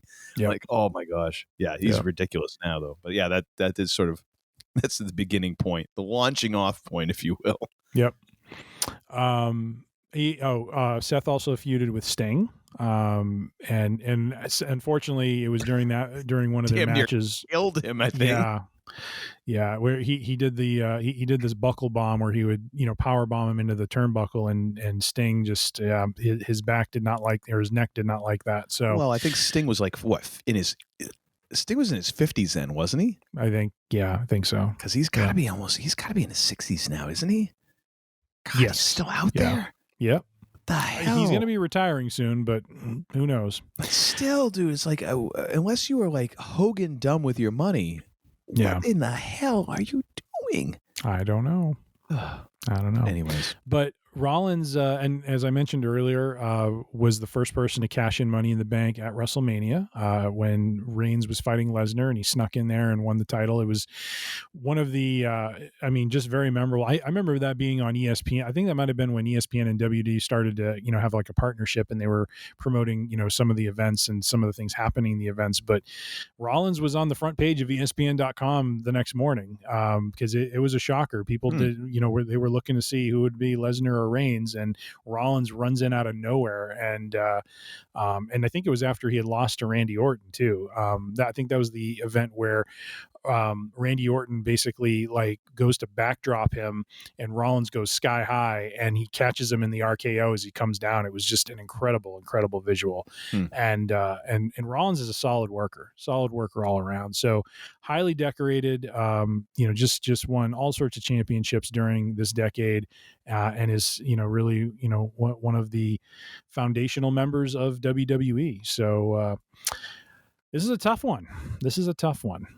So what are you going to go with, sir? Roman Reigns or Seth Rollins? This is not a tough one. Seth Rollins, because this was a period of time when WWE, and let's just face it, Vince was bound and determined to push Roman Reigns down the throat of the masses, and they weren't having it. And Vince was either not listening or just didn't care. And he kept on pushing. And it's a far cry. I mean, if you go back and listen to our episodes from several years ago, when I used to talk about Roman Reigns matches, I was grading his matches in the -1,000 star range, because he was just, there was something about him, his character at that point, and the way he was being pushed by the WWE that was offended me on a genetic level, to now where dude's the franchise. Like, he is the guy, and deservedly so. Like, he's managed to, they've creatively, they've managed to figure it out, and he has figured it out. in the 2010s, from what I've remembered and from what I've read of him, people weren't having that. Yeah. So Rollins, definitely had more impact in a way that, in a positive way, instead of like, oh yeah, he gets a reaction, but it's something it's starting to head towards X-Pac heat, go away heat, not heel heat. So Gotcha. I'll go with Mr. Rollins. Thank you. And I am going to go with Mr. Rollins as well. Wow. I kind of expected you to go Roman Reigns, like just totally heal it up on me. Nope. Going with Rollins. I think he had the more solid decade and was really, really the ball was given to him and he ran with it and he had a really strong run, with those opportunities. So, Reigns was, I feel like he was in kind of that building mode. He was slowly growing into what he needed to be, but he just wasn't there. And to your point, Vince was shoving him down our throat and, doing it almost to spite us all. So I'm going to go with Rollins on this one. All right. Our next matchup. Some call him Bryan Danielson, others call him Daniel Bryan. And some people call him Maurice. Versus Randy. Everybody, anyone under like 30 listening is like, they're so freaking old. We are. Yeah, we are. All right. So it starts. So he had been in WWE after a run as part of the Nexus. He becomes United States champion. This is Daniel Bryan I'm talking about. Becomes world heavyweight champion during this time. Has the run with Kane as Team Hell No. And then slowly morphs into the Yes Movement, which becomes this like just, for, as we just talked about with Reigns, if the fans were upset with Vince over pushing Reigns down our throat, it all the more fueled them to cheer Daniel Bryan and the Yes Movement to the tune of him, really rising up against the odds and closing WrestleMania 30 as the WWE World Heavyweight Champion. He unfortunately has to forfeit the belts, I believe, due to injury. And so he gets stripped of the belts, but then continues to have, the babyface run of the Yes Movement and goes and earns the Intercontinental Championship. He then has to retire for a period of time. And let me see. Yeah, it was concussion based.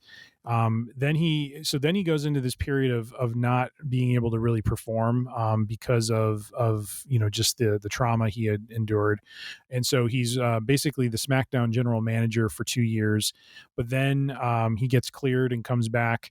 Comes back as the new Daniel Bryan, who basically is a heel and despises, the non-environmentalist fans, to the tune of having a basically hemp-based world WWE Championship belt fashioned for himself when he wins it.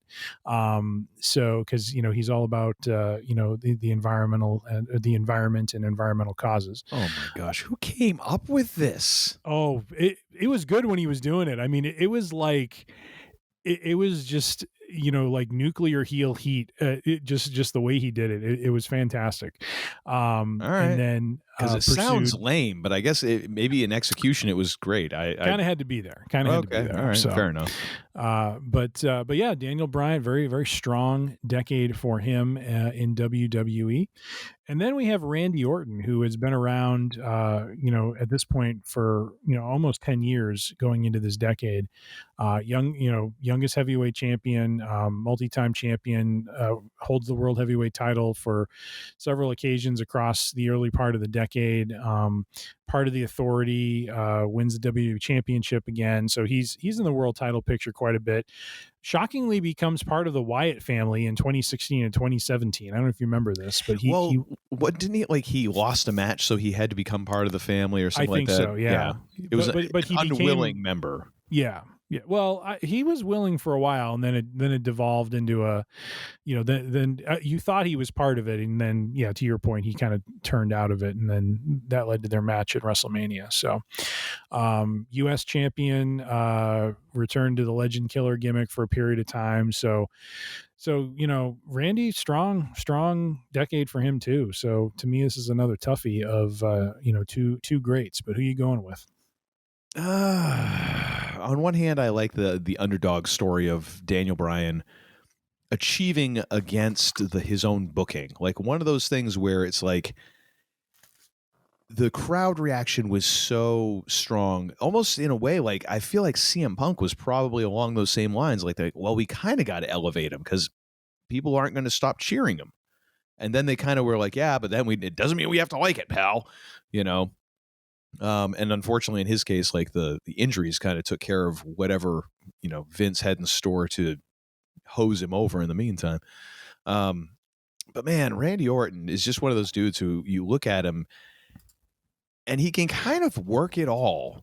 Like he has that a little bit of that Shawn Michaels vibe. Like he can work really well as a heel. He can work really well as a face. Like he can kind of play whatever role you need. Yeah. And I guess I'm going to let that win out. I'm going to pick Randy on this one. Oh, interesting. I'm actually going to go with Daniel Bryan. Fair enough. Even though he's inactive for a little bit during this decade, that Yes movement and that run of his into WrestleMania 30 was just a storybook kind of run that he had, and he took the fans on a ride, an emotional one, and then he continued to do so. When he finally came back and turned heel and was doing the the gimmick there with being disgusted with everyone and that sort of thing. It was just so well done. So everything he did was just right on the money. So I'm going to go with Daniel Bryan. Good choice. All right, second to last from the first round matchup, The Miz versus Mark Henry. Well, now entering hour 5. I'm glad we're finally getting to the end of this one. Yes. So The Miz starts the decade as WWE champion, main events WrestleMania, and then really from there, goes on to really opens up as more of an entertainer than a world champion. Basically doing tag with R-Truth called the Awesome Truth. He holds the Intercontinental Championship. He does a great thing, kind of towards the middle of the decade with Damian Sandow, who acts as a stunt double. So he becomes very Hollywood, and to the tune of when Miz is wrestling, Sandow is actually like mimicking everything like Miz is doing in the ring on the outside. Yep. And ends up becoming more overdoing that than he was as his original like gimmick, which was hysterical. But from there, goes on to win the Intercontinental Championship a few more times. Has some really really good feuds with like Daniel Bryan and others, and really was looking to make the Intercontinental title like relevant again, and really kind of playing up that workman's aspect of the title during this time, as even though he's a heel. So he just made the most of it with his run there.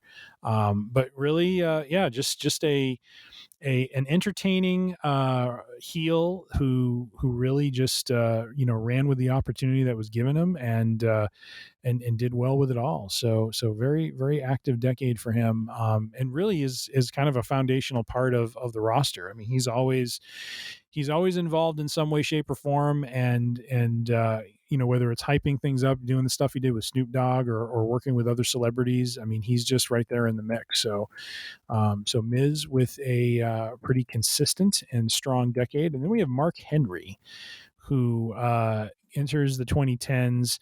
He had been ECW champion earlier or later in the 2000s.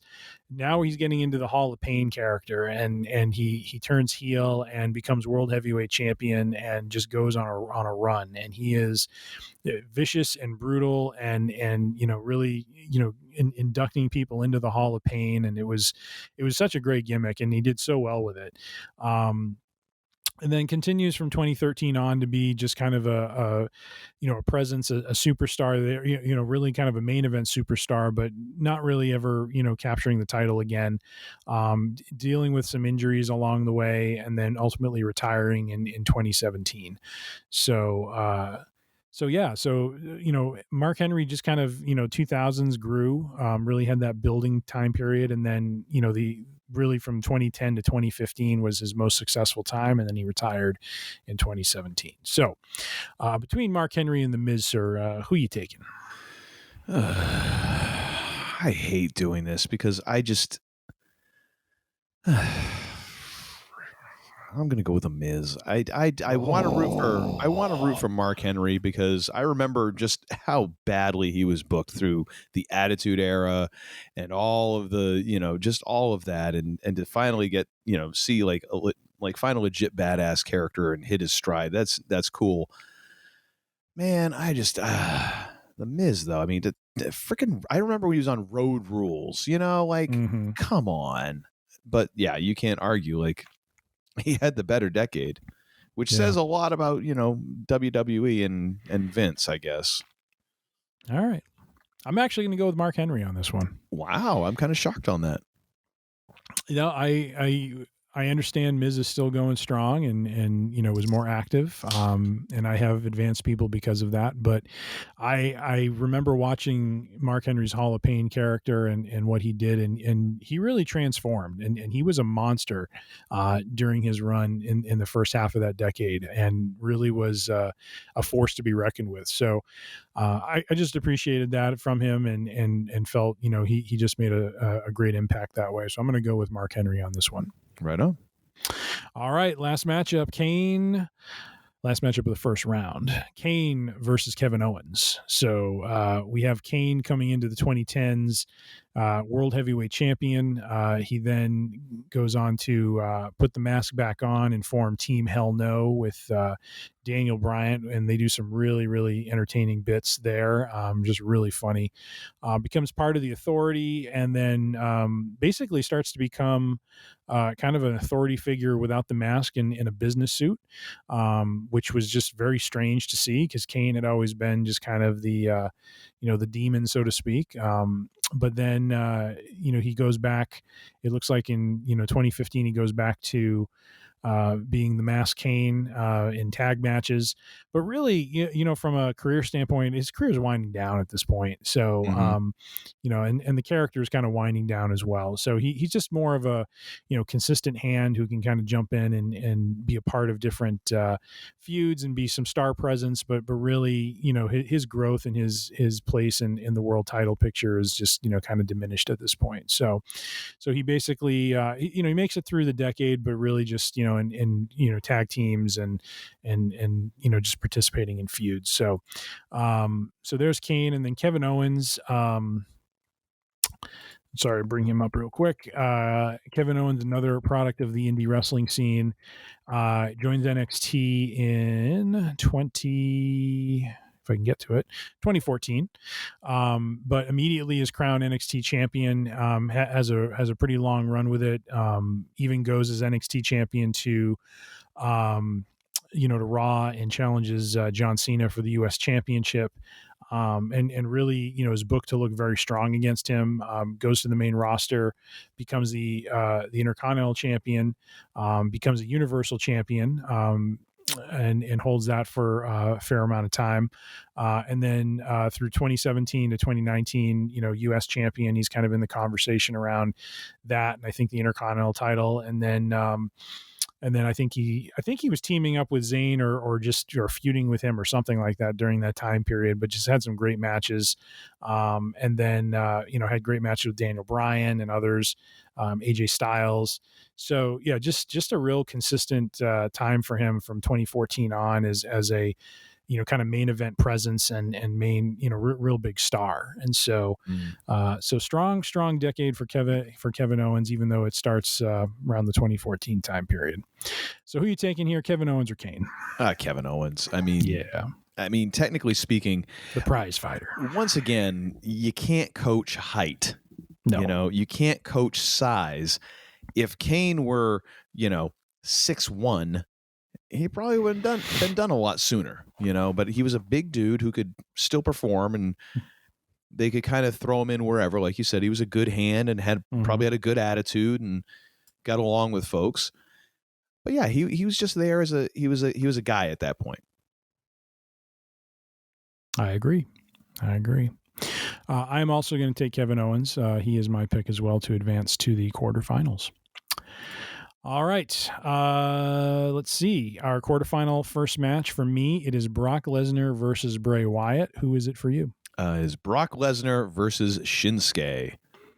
All right. Well, for me, as much as Bray is a creative mind and had done some very cool things during the decade, the multiple world titles and Universal Championships and the breaking of the streak for the Undertaker and being in the main event pretty much every dang WrestleMania, it seemed like I got to go with Brock Lesnar here. He just had hands down the stronger decade. Fair enough. Yeah. How about you, sir? Ladies and gentlemen, Cinderella's staying at the dance. You're advancing Shinsuke? No, I can't do that. I can't even keep a straight face. It's a good thing this is on video because it would have given it away. Lord. No, Lesnar goes. It's going to be like, what the heck? Now I'm going to have to do the wellness check.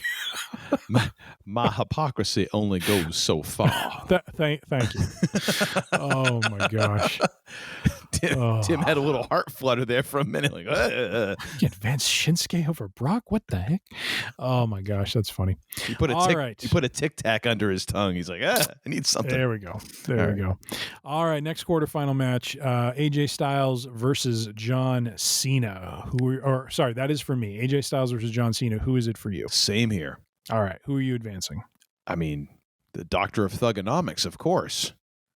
I mean, because again, he was just booked so freaking strong. I mean, there's very few other wrestlers who are going to be able to stand up against that. You're the one of the, if not the top guy in the biggest promotion on the planet. Whether, the 5 moves of doom or whether it's Cena sucks or whatever era we're in here, you can't get around that. Like, he was drawing enough money, they kept him there. So, as good as AJ Styles is, it just doesn't match up to me with what John Cena did. He just happened to be in the right place at the right time for 2 decades to really just kind of be sitting there right around the discussion at the top. Well, as would happen to when they faced off against each other, there's a new face that runs this place, and his name is AJ Styles. I'm advancing AJ. Wow. Okay. I mean, and I can see that too. I can totally see that, but I having not actually watched enough matches, I'm kind of just going on reputation. To be perfectly honest. There's not a bad choice here. I mean, you can make a case for either of these guys because you're absolutely right with Cena. Cena has a strong decade, and in a lot of ways is the reason AJ Styles is viewed as over and viewed as he is because of the fact that he was able to go over Cena. This is probably around the time Cena starts to go more part-time, and AJ Styles is, really he goes on that year-long run where he's just having these great matches. So I mean, like I said, there isn't a wrong answer. So, all right. So you're going to take John Cena. I'm going to take AJ Styles. I love how you say this is not a wrong answer, but then when the way you say it is like, and you took the wrong answer. I didn't say that. That right there is a man who has been around corporations for a long time. Be like, I didn't say that. I know how to say this, but without saying it. Indeed. All right. Our next quarterfinal match, Seth Rollins versus Daniel Bryan. Who you take? That is for me. Seth Rollins versus Daniel Bryan. Who do you have? I've got Rollins versus Orton. Okay. And who are you going with? Again, having not seen this, I'm totally going on reputation, and I'm trying not to add in my own sort of thoughts about their current status. I'm going with Seth Rollins. Good man. Good man. See nice. Right there, you're like, finally you got a right one. Well, not exactly, because in my bracket I have Seth Rollins and Daniel Bryan, and I'm going to advance Daniel Bryan. So wow, all right, that's what I'm going with. Sure. Yeah. All right. So Uncle Todd advances Seth Rollins. I advance Daniel Bryan. And now in our final quarterfinal match, we have Kevin Owens for me, I have Kevin Owens versus Mark Henry. Who do you have, sir? I have The Miz versus Kevin Owens. All right. And who are you advancing? Here's the problem. Like I feel like this, unfortunately, like I feel like this is pretty damn even. Yeah. Which it shouldn't be. Like in a just world, this should not even be close. But unfortunately, we're in Vince's sick, twisted world here, and it is close. Because unfortunately, whether you like it or not, The Miz was a main event star to begin the 2010s, and somehow managed to cling on like a hemorrhoid or something. God. There's a comparison I wasn't expecting. Well, look at him. Doesn't he kind of look like a hemorrhoid? Does he look like a human hemorrhoid to you? Or is that just me? I don't know. I think it's just you. I feel like that's something that Bobby Heenan probably said at one point or another. Probably. However, I feel that Owens, run up through NXT, the fact that, he just is kind of a badass, and that he did manage to finish the decade on an upswing. Mm-hmm. I feel like I'm at least justified in putting him over The Miz. So I'll go with Owens. All right. Very good. I also went with Kevin Owens over Mark Henry. Just felt, stacking the two of them together, I just feel like Owens had the stronger run and, really had a stronger run at kind of that main event level. So I'm going to advance him. All right. So we're down to the semifinals. Yes. And who do you have in your first bracket? Because I'm just looking at mine and I can't remember from one to the other. So. I've got the Beast versus Big Match John. All right. I have Brock Lesnar against AJ Styles. And this is where I unfortunately have to part ways with one Alan Jones, because as much, and I forgot to mention, just real quick, one factoid I forgot to mention is, and this is part of this decade, he does have the distinction, AJ Styles, of having the Undertaker's last match, doing the I forget what they call it. Was they called Boneyard theatrical match? Like the Boneyard match, but it was one of those theatrical sort of style. It was the pandemic WrestleMania. Right. Yeah, and that was actually really well done, even though there was definitely some cheesy moments in it. Overall, well done for what it was. Absolutely. So especially the smack talk between the two of them. That was actually the best part of the match. Yes. That was that brought a very unique feel to it. And so, but this is where I part ways with Alan Jones, because it's very, very difficult to, as great as a run as he had in the decade, Lesnar, once again, just the resume is hard to beat. And so Lesnar with the F5 on AJ Styles advances to the finals. Yeah. And in my case, as Paul Heyman has many times said, work or shoot, the result is the same. Brock Lesnar does what Brock Lesnar wants to do. Indeed. And in this case, Brock Lesnar wants to advance to the next round. So far be it for me to argue with Mr. Lesnar. All right. And then in my other semifinal bracket, I have Daniel Bryan against Kevin Owens. Mm-hmm. This was a tough one because their resumes are very, very similar. And you might even think I'd give Owens the nod because Bryan actually ends up having to be inactive for several years. But there's just something about the run that he had with the Yes Movement and just like everything that he did and how he connected with the audience. Taking nothing away from Owens. Owens is a great superstar in his own right. But in this decade, Daniel Bryan is in the conversation an awful lot, and I got to give him the nod on this one going to the finals. So I'm going to take Daniel Bryan. Who did you have? I had Seth Rollins, not quite Seth freaking Rollins, and Kevin Owens. Okay. And what is your ruling on this semifinal match?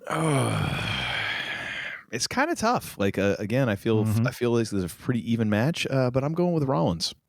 Wow. All right. Very good. Very good. Which sets up a rather interesting final if you think about it. Absolutely. So yeah, my final bracket is Brock Lesnar against the Beast against the underdog Daniel Bryan, and you are going to have Brock Lesnar against the architect Seth Rollins. Yes. So with that being said, sir, do I need to guess who you're going with? You love to sing his song. Oh, I've got But unfortunately, that's not the song and a dance ain't going to do much for Brock because, much like Rocky said, the reason he fights is because he can't sing or dance. Brock just don't feel like singing or dancing. He just wants to whoop somebody's ass, especially in this decade. We didn't get the smiling, jovial cowboy hat. Howdy, folk. Brock Lesnar in this decade.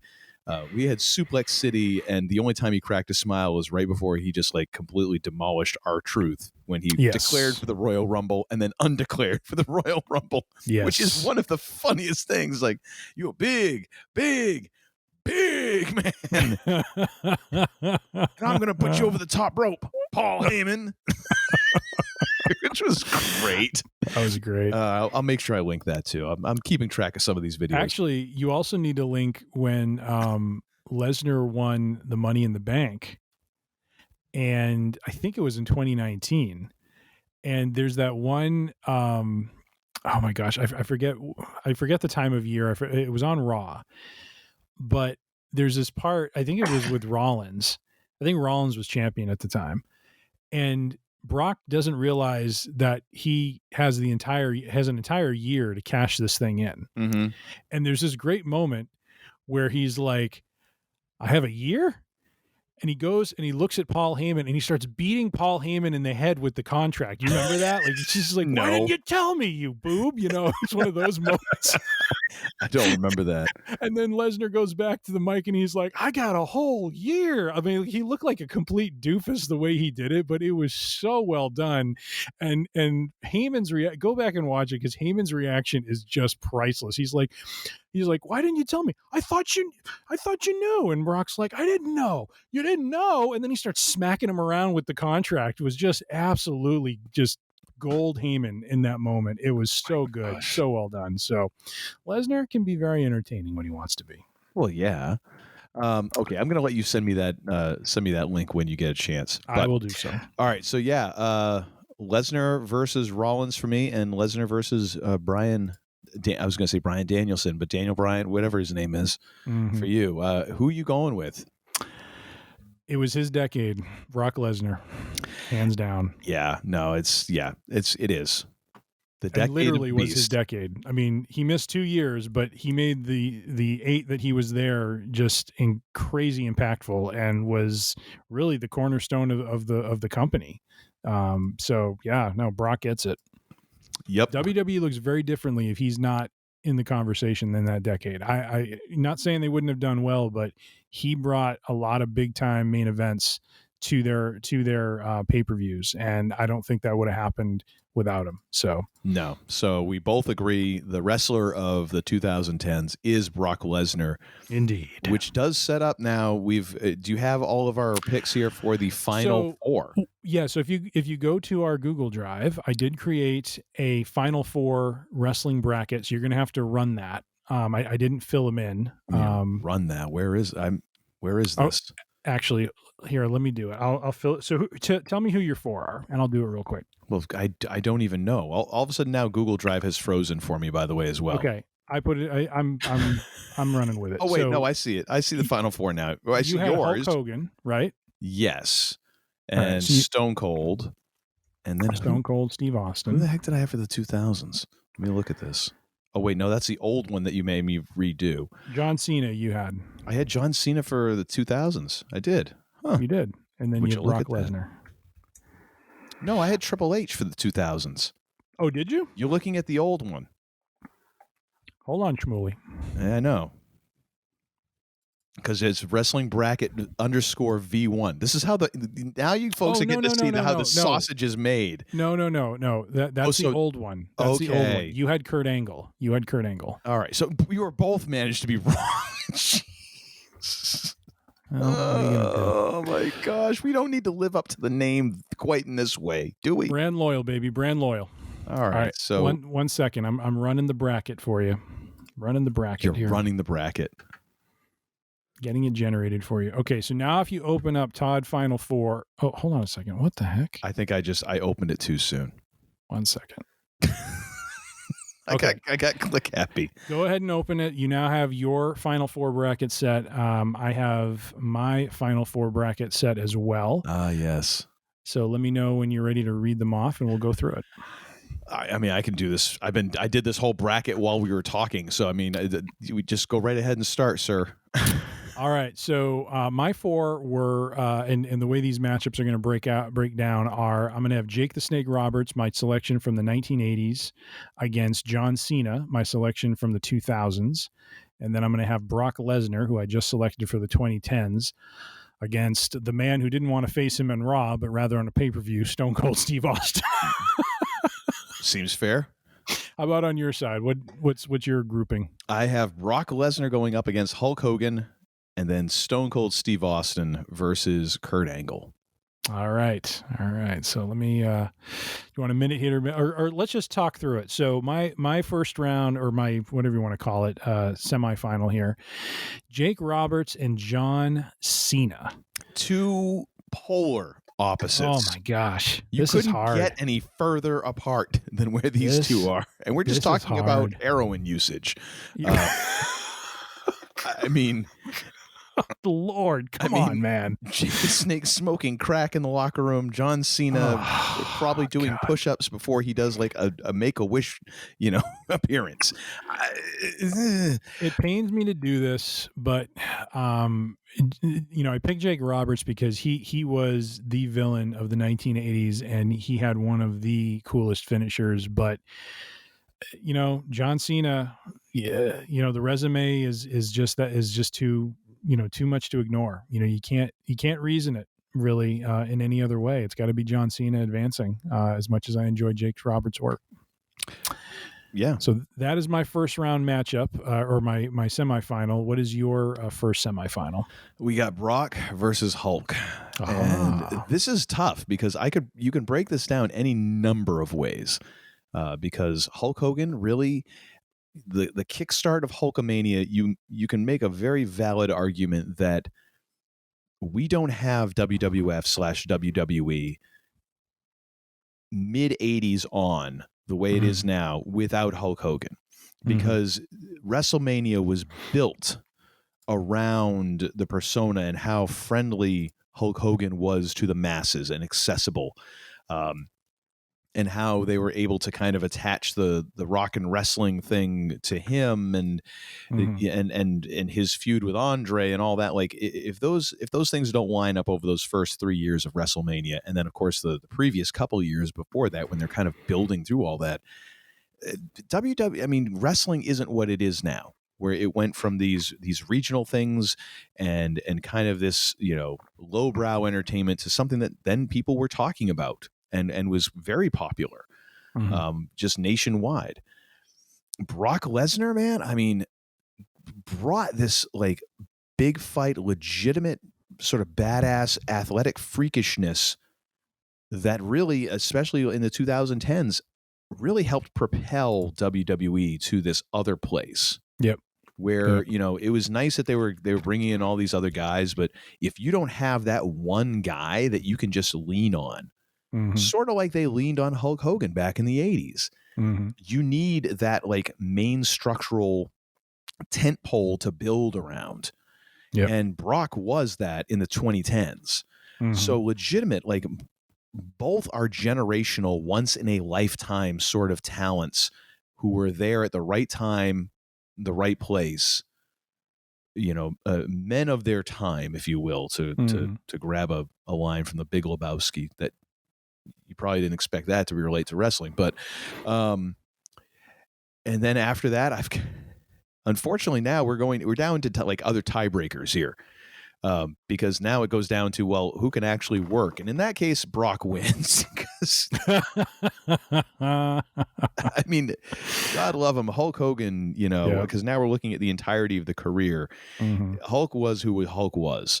And could honestly be just as bad for business as he could be good for it. I'm going to go with Brock. All right. Makes sense. All right, sir. So let's see. So you have Brock Lesnar in your finals. I have John Cena in my finals. So my next semifinal match to close out my final four is now Brock Lesnar. And this is a tough one against Stone Cold Steve Austin. And this is a tough one because, if you slice it in terms of impact to the business and, just the rocket ship that was, Austin 316, I think Austin, definitely comes out on top on, just on that. But when you also look at the run that he was on, and if you consider, and I guess we didn't really talk about this, but I guess for talking through this, are we considering the breadth of their work now across decades? Because Austin goes, you have to. You have to. You have Austin who, really is from 97 to about 2003, so about probably 6 years, is the man and has the run, and but then of course has to kind of end his career probably earlier than he needed to, based on the injuries. So based on just star power and impact, Austin head and shoulders above Brock. But then when you look at longevity, Brock comes in 2002, stays till about 04, 05, disappears, goes and does UFC, tries to, have a stint in the NFL, comes back in 2012 and becomes now the man that everyone has to, conquer for the next 8 to now 10 years, and is always in that conversation. Then I have to lean toward Brock because Brock has the longer run and has the longer consistent run of being the champion and breaking the Undertaker streak and just being this beast as he is billed as, that is really, now the measure that everyone must overcome. And, Austin didn't have that. Austin had, he was the badass. He was the man fighting his boss, and he had great matches and was a ring technician. But, when I compare the two of them, I unfortunately have to, I say unfortunately because I'm a very big Austin fan. I enjoyed his work when he was, Stunning Steve, and I enjoyed his work in ECW and then in WWE. But when you stack them against each other, I think Brock has the stronger career. And so I'm going to advance Brock Lesnar over Stone Cold Steve Austin. Why do I feel like both of us, especially when we get to this point, we are totally like Vizzini from The Princess Bride. Like, I surely cannot accept the cup in front of you, so I surely cannot drink out of the cup in front of me. I know. It is funny. It's like we're debating like which child is our favorite. Like, my God, this is wrestling, and we're breaking this down 7 ways from Sunday. Hey, it's part of the analysis. It's what people have been waiting for, 2 hours and 40 minutes for. So I don't know if they've been waiting. I think that some people are like, yeah, they all fell asleep when you started talking about Cesaro, and they've been out ever since. Death. Cesaro stalks you at every turn. Oh my God! All right, what's your semifinal bracket, sir? I have Stone Cold Steve Austin versus Kurt Angle, which is hilarious because they've had so many shared comedic moments together, as well as like just back and forth moments of like the beer truck, and then you have the milk truck. I mean, it's wacky stuff all the way around. Yeah. I mean, Kurt. I mean, honestly, like I said, one of those guys who, like a Bret Hart, just a technician in the ring, solid worker, and really was just a great heel right out of the gate. Got to grasp the business very quickly, or at least like going and realizing like, oh, and this is how this thing works. Okay, let me just lean into that. But then was also able to be, also work as a good guy, as a face, to the point now where, them fans chanting "you suck" is a term of endearment, which is a lovely thing, quite honestly. But man, what is the business without Austin? Because I mean, honestly, what would things have looked like for Kurt Angle? I mean, he just would have been a generic guy. Whereas the fact that things got so out of whack in the Attitude Era from where everything had been before, it made Kurt stand out like a sore thumb as kind of the goody, like to function as a goody heel. Not normally the thing, but it made that character possible and to be as effective as it was. So I'm going with Stone Cold. As much as I admire Kurt's work and his character work and his ring work, man, Stone Cold kind of made that possible. Yep. Agreed. Can't argue it. Can't argue it. All right. So your final for greatest of all time is Brock Lesnar versus Stone Cold. How apropos. I just had to deal with that one in my semis. And my greatest of all time finals is Brock Lesnar versus John Cena. Do you want to go first? You want me to go first? Either way, we're going to have some sort of an argument or a fight here. So, I mean, you choose. All right, I'll start. So for my final of John Cena and Brock Lesnar, this one's hard because if you're going to stack it across the decades and across time, then Cena's got a 20-year career of consistently being at the top, and being the man who really the promotion is on his shoulders. It seems constantly. Lesnar has a decade as well, even going into this decade he's still active, and is basically moving on to 11 years here since his return in 2012 of part-time work, but of being the guy who is the draw for the main event. And again, he has the distinction of being the one who ended the Undertaker's undefeated streak, which sounds silly, but it is going to be something that's never going to be seen again. There isn't going to be another wrestler who's going to have that kind of streak with that kind of meaning for a long time. No. If they ever do it again. And him being the man to do it, looking back, when it first happened, I didn't understand it. I thought it was more appropriate for someone like Bray Wyatt, to do it, because then he would be, since he was in kind of the same domain as where the Undertaker roams, that it would make sense that, Dark Creature, loses to younger Dark Creature and kind of builds Bray up and allows him to have, get the shine from doing that. But looking back, Lesnar was the right guy. He was believable, or is believable, as a wrecking machine of a human being. And you can see him taking a guy the size of the Undertaker out and being able to put him away. And so, putting them both together, it's so hard to, as I'm sitting here trying to figure it out. Why don't you come back to me? Why don't you make your argument, and then we'll make our pick. How about we do that? Oh, you twerp. You weasel. You rocked me right to sleep like I was listening to a Cesaro promo. Okay. Oh, just stop it. So Brock Lesnar versus Stone Cold. And for all the reasons that you've listed, Brock Lesnar should be a very obvious choice here. He's a freak of a human being. And if you don't believe me, just ask Paul Heyman, who will tell you just how much of a freak of a human being this guy is.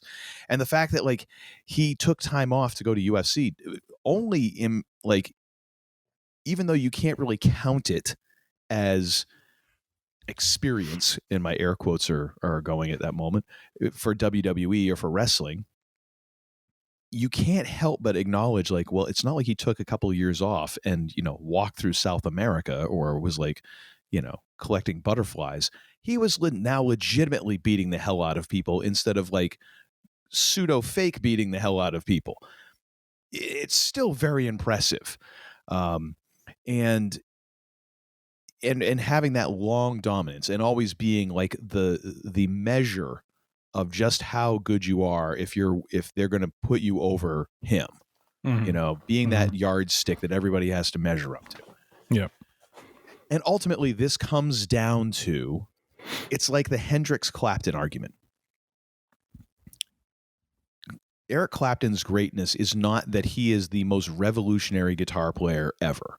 Mm-hmm. In fact, you can make a very strong case that if you really wanted to, and there's a lot of people who now kind of feel not great about Eric Clapton because some comments that he made back in the past and seemed to have apologized for, but now seem to be kind of more in line with who he is, and also just a bunch of other stuff that and making him not sound like as good of a dude as, people might have thought at one point. But the greatness of his musicality is that literally everything he does sounds good. that is his musical genius, because you could listen to the people who have influenced him and go, oh, I don't really even need to listen to Eric Clapton. I can just go listen to all of Freddie King's records and I get all of the blues, all of the blues, kind of upbringing that he took out of. He copped a ton of that from Freddie King, and it's like, okay, I can just now not listen to Eric Clapton. But you look at his career and therefore you're like, oh my, well, he wrote Layla and he did this and that and the other, because of course, he's lived all these years and has had all that experience. So he's gotten to be in Cream as well as, on his own and all of this other stuff that he managed to do. Whereas Jimi Hendrix really had functionally a very short career, only so many albums, only a few years of really being a name in the music scene. However, it comes down to like that dude revolutionized the way that people thought of what was possible with a electric guitar. Like, it fundamentally changed how people perceived what could be done with, these pieces of wood and wire. Because people were like, what the hell is that? And what are you doing? And how is that working? And okay, that thing is possible. In a way, that comes down to Austin and Lesnar. Austin changed what people thought a wrestler and a wrestling character could be and do. Transcended the business. You had Austin 316 shirts everywhere. And the idea of the anti-hero being that much of an anti-hero. I mean, there have been anti-heroes in wrestling, just like there have been anti-heroes in books and movies and stuff like that before.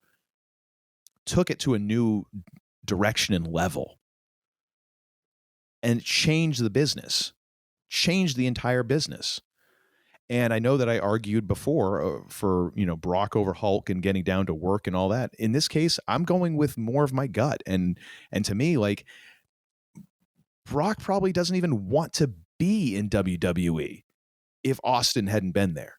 In the same way that Kurt Angle wouldn't have functioned as great of a character is if Stone Cold hadn't been there.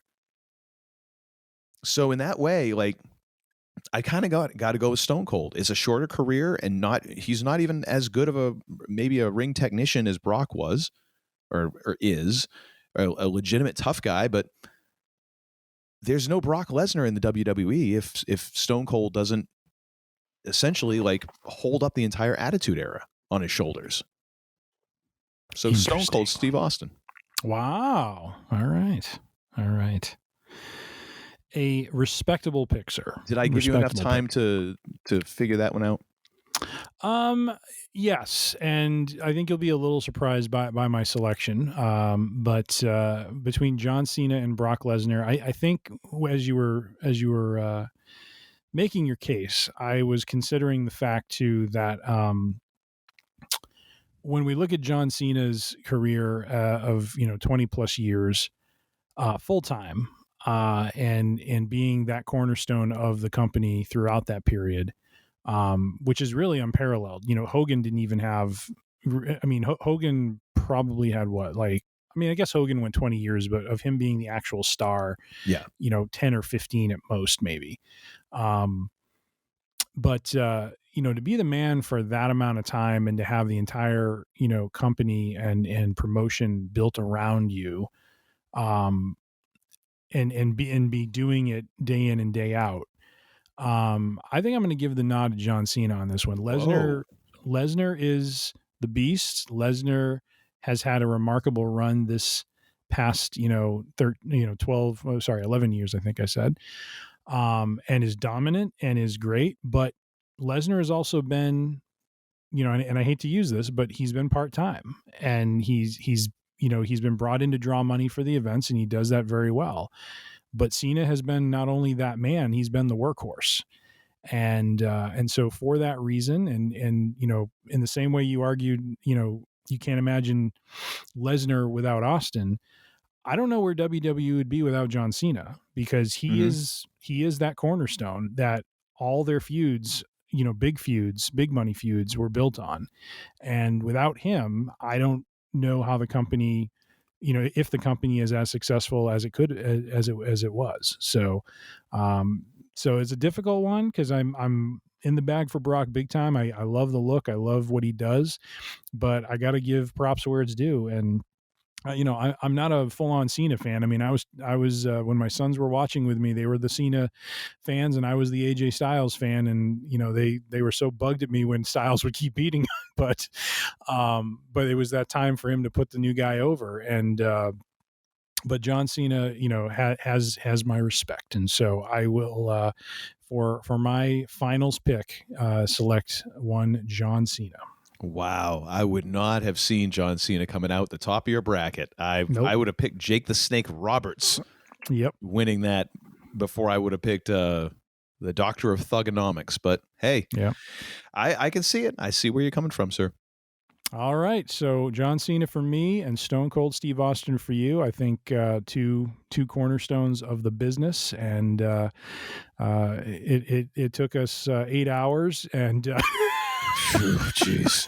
Well, actually, no, more like 12 hours. I think these were like 3-hour episodes, weren't they? I don't even want to think about it. I'm not gosh. adding them. All right. But yeah, so now, folks, you can send your thoughts and opinions on how much we've mucked this up. You send those to Tim at freerangeidiocy.com because I don't care.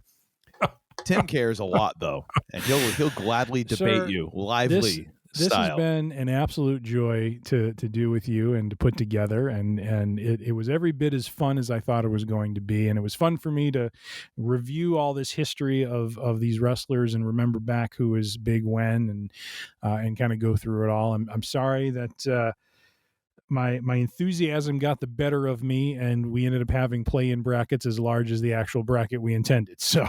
Yeah. This has been interesting for me. Unfortunately for a lot of our listeners, it's like a root canal performed by a proctologist. It's been taken the long way around. So oh my God. We will now conclude this March Madness more than midway through April. It is April 17th. So. God. Yeah, back in February, this seemed like such a great idea. Like, oh yeah, we'll just zip right through those, and we'll be done by the time WrestleMania comes around. Hardy, we were har, zip har, through har. them with a 64-man bracket, I tell you. Yeah, and just like most dreams, those died pretty quickly. Oh yeah. And another thing. All right, sir. Well, what have you got for and another thing this week? My and another thing is a movie that came out recently. Saw it over the weekend with my wife, and it is called Air. It is with Chucky and Will Hunting, Ben Affleck and Matt Damon, respectively. Wheretofore unto which Phantom's Ben Affleck. Yeah, that's right. That's right. But telling the story of how Nike basically landed Michael Jordan as their key marketing individual with the Air Jordan shoes, and really landing, really how he became the face of and grew their basketball department, which was quite sad at the time. This movie was just a pleasure to watch. It is a great piece of 80s nostalgia, a lot of great music in it, really well done to the tune of movies like Moneyball and The Social Network. Just great dialogue and really focuses on the right things without overdoing it, and really just showing that, telling that story of really Nike kind of being the underdog in this bidding war, and really how Matt Damon's character really was able to convince him and his parents, not through shiny and like giving them a lot of money or shiny things or anything like that, but really by the belief in who their son was going to be, and seeing, the greatness in him, from the way he would play. And so, and then also the thing that was really, and sorry if I'm spoiling this for everyone, but really the thing that was kind of interesting was, not realizing how Jordan, because of the deal that he brokered with, or the deal his mom brokered with Nike, that he really pioneered the way for athletes to have a cut of these sorts of deals, whereas before they wouldn't. So, because his name was on the shoe and because he was the selling point of the shoe, he was, they negotiated that he get a cut of the actual revenue, which was something that wasn't going on at the time. The companies would pay the players an amount, but they wouldn't pay them anything after that, for whatever they sold. And so it was a very interesting story. And you came to find out Matt Damon's character, his name is Sonny something, I forget it already, but he also went on over this last decade, helped argue a case and win, I think, a case for college students to be able to get paid for, the sponsorships that they get and their name being on products and that sort of thing. So just a very interesting story, but told in a very effective way. And so I would highly encourage it. If you haven't seen it yet, please go see Air. Chucky and Will Hunting will not disappoint per usual. Theretofore, unto which, and Retainer. Oh my gosh. Retainer. You just love you some Good Will Hunting. And you know what? I can't blame you for that. Yes, suspect. As usual for me, yeah. Well, for me... How about you, sir? I don't really have a movie or a piece of music or a book per se. I've been busy... I've been busy doing all the projects that I have not done over the past 8 months since moving into my new house, and so theretofore, I haven't seen or done much that hasn't been on the show. So, what I'm going to recommend though is something I was thinking about as I was doing some of those projects this past weekend. Is I just want to encourage people to go out and do something you're not very good at, but you enjoy. Nice. Because for me, I spent Saturday afternoon into the evening building a bunch of shelves for my basement. And it's not a big deal. I could have bought shelves, but I kind of did a little bit of quick math and realized, I can actually build bigger shelves that'll hold more stuff and be more in line with what I want, as long as I just buy the materials and build it myself, rather than buying, like pre-made plastic or metal shelves or whatever, and still having to put them together. So I went and bought a whole bunch of lumber and some screws and got to cutting into working. And I remembered, just how much I enjoy building stuff. I'm not really good at it. You don't want me building the cabinets for your bathroom or your kitchen. You don't want stuff that I'm building out in front of people, as a showpiece for your home. I'll build stuff that'll stand up. It's not like it's going to collapse. It's just not going to look that pretty, like that's just not my thing, is fine carpentry. However, I just enjoy the fact that I finished this project and I got to look around. I'm like, wow, I built those things. That's cool. And now I can reorganize my cellar and get stuff kind of where I've been planning on doing it for like the last half a year. But it also just made me think in a wider sense, like in the kind of the world we're in right now with social media and just everyone, seemingly wanting to be an influencer, or, everything has to be a side hustle, or, oh yeah, you like doing that. Well, you really ought to sell them. It's like, man, just have some stuff that maybe you're not pressuring yourself to be the best at, but you enjoy it. Go ahead and do it. It doesn't have to be a side hustle, or, you don't have to be the best at it in the world. Just whether it's, playing sports or playing music or building stuff or, some sort of art, like maybe you enjoy oil painting and you don't ever think you're going to be in a museum. Well, that's fine. Just do it because you enjoy it, and just let it be the enjoyment of the thing. I guess that's my little bit of encouragement after like 3.5 hours of me just being a snide jerk. I want to try and redeem myself here and pass along a little positivity. Apology to Cesaro, if you apology in anyone. I would, but I'd fall asleep midway through. Oh, good just thinking about the guy. Good Lord. You're welcome. ROH world champion right now. That's nice, and like $5 will get you a latte at Starbucks. Oh my gosh! Actually, they might charge you more because it'll be like, "How do you spell your name?" Of course, they would have it with it'd be like Cesaro with a K or something, Anyways, but ladies and gentlemen, we do so much thank you. We have come now to the end of our 7-hour excursion here through the final region and final four of our wildly misnamed March Madness Wrestler Bracket. We thank you for listening. We thank you for tuning in. If you have not yet subscribed and become part of the Free Range Idiocy congregation, what the hell is wrong with you? All you got to do is you go to freerangeidiocy.com and you can download all of our episodes there, either individually or all together. You can also subscribe right through the Podbean app. If you're of the opinion that, you know what, you've got enough apps in your life, just go find the podcast purveyor of your choice and search for Free Range Idiocy. I'm sure you'll find us. We are on Podbean, just I just said that. We're on Apple Podcasts. We're on Google Podcasts. We're on Samsung Podcasts. We are on Spotify. We're on Pandora. Many, many, many others. You can find us. Go ahead and search it out. You can also find us on the social medias. You can also find us on the YouTubes. Full episodes are available there. So if you just want to get your podcast fixed through the YouTubes, go right ahead and search for us. It's at Free Range Idiocy. We're also on Facebook and Instagram. Both of those are at Free Range Idiocy as well. As I mentioned earlier, if you have any questions, thoughts, if you have a bone to pick with how our brackets turned out, well, then the person you want to talk to is Tim at freerangeidiocy.com, and he will respond to all of those concerns and thoughts and opinions, because I don't want anything to do with them.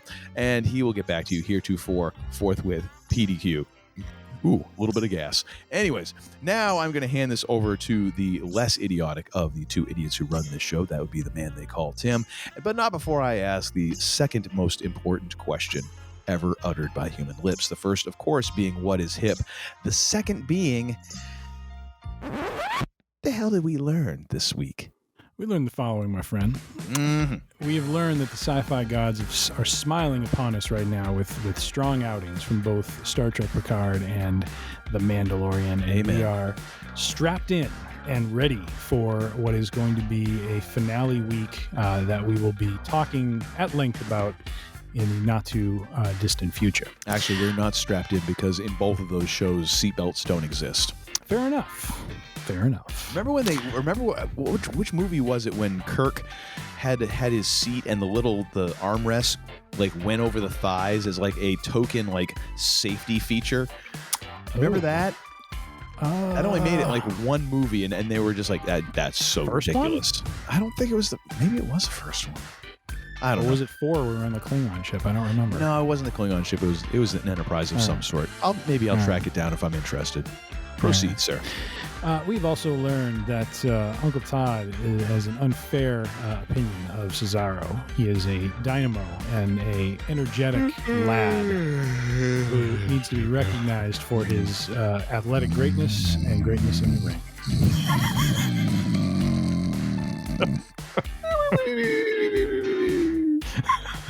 Okay, Curly, wake up. Oh my God. We done? We done with the show? No, not quite. Not quite. We've also learned suddenly sleepy there for some reason. That when we say March brackets, what we really mean are spring brackets because they go a little bit beyond March into April. So we damn near got to summer. We're halfway there. Kind of like the NBA Finals, you know. True. And we've also learned that after going through this and evaluating 4 decades of wrestling, we have settled on John Cena and Stone Cold Steve Austin as the immortals of the WWE wrestling world. There are so many people pissed off at us right now. It's going to be great. I'm sure the internet will be very understanding. Indeed. With all that being said, as Uncle Todd has mentioned already, and I will reinforce, we do thank you very much for the listenership and for bearing with us on this 12-hour odyssey that we have gone on. We hope you have returned your seat to its upright position and locked the tray table as it is intended to be as we land this plane known as the Free Range Idiocy podcast. So with that being said, thank you again, and be safe, be healthy, be kind, be good to one another. And well, we probably racked up quite an electric bill leaving the lights on for 12 straight hours doing this whole thing. So if you would please hit the lights all the way out. It's like I picked the wrong week to quit drinking. I think you've had about enough. Well, I think you're wrong, you increasingly attractive-looking woman. You know, you're really pretty. Oh, stop. No, I'm serious. You could be in magazines. You could. You can, and not just like Jugs or Creamsicle. I beg your pardon. What did you say? Call me She won't call. You're such a disappointing pair. I prayed so hard for you. Oh, here's a pleasant sight. Cirrhosis the Wonder Dog. Who do you think is going to be most... Who would be most mad? What fan group would be most mad with our picks? Well, I'm thinking Uncle Corny probably doesn't like a couple of them. Oh, God. I don't know if he would... Well, he would like Angle and Lesnar in mine. I don't know how much... And he would like Jake in yours, but he would probably also go, what, are you crazy? He didn't draw that much money. I mean, Cena was a solid worker. I don't see why he'd be upset with Cena. I could see that.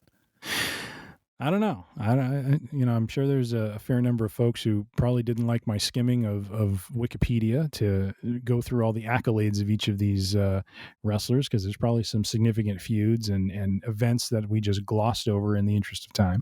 I think both of us should stay out of Philadelphia for the next couple of years. That's what I think. Well, that is true. I mean, we did completely punt on ECW, and they were pretty significant in the 90s. So yeah. There's probably some folks not thrilled with that. We'd wind up in a trunk somewhere if we stopped there. Let's just avoid that. Yep. Let's just send Patrick out to Philly. You know what? Surprisingly, he'd probably make it out. Now get the hell out of here!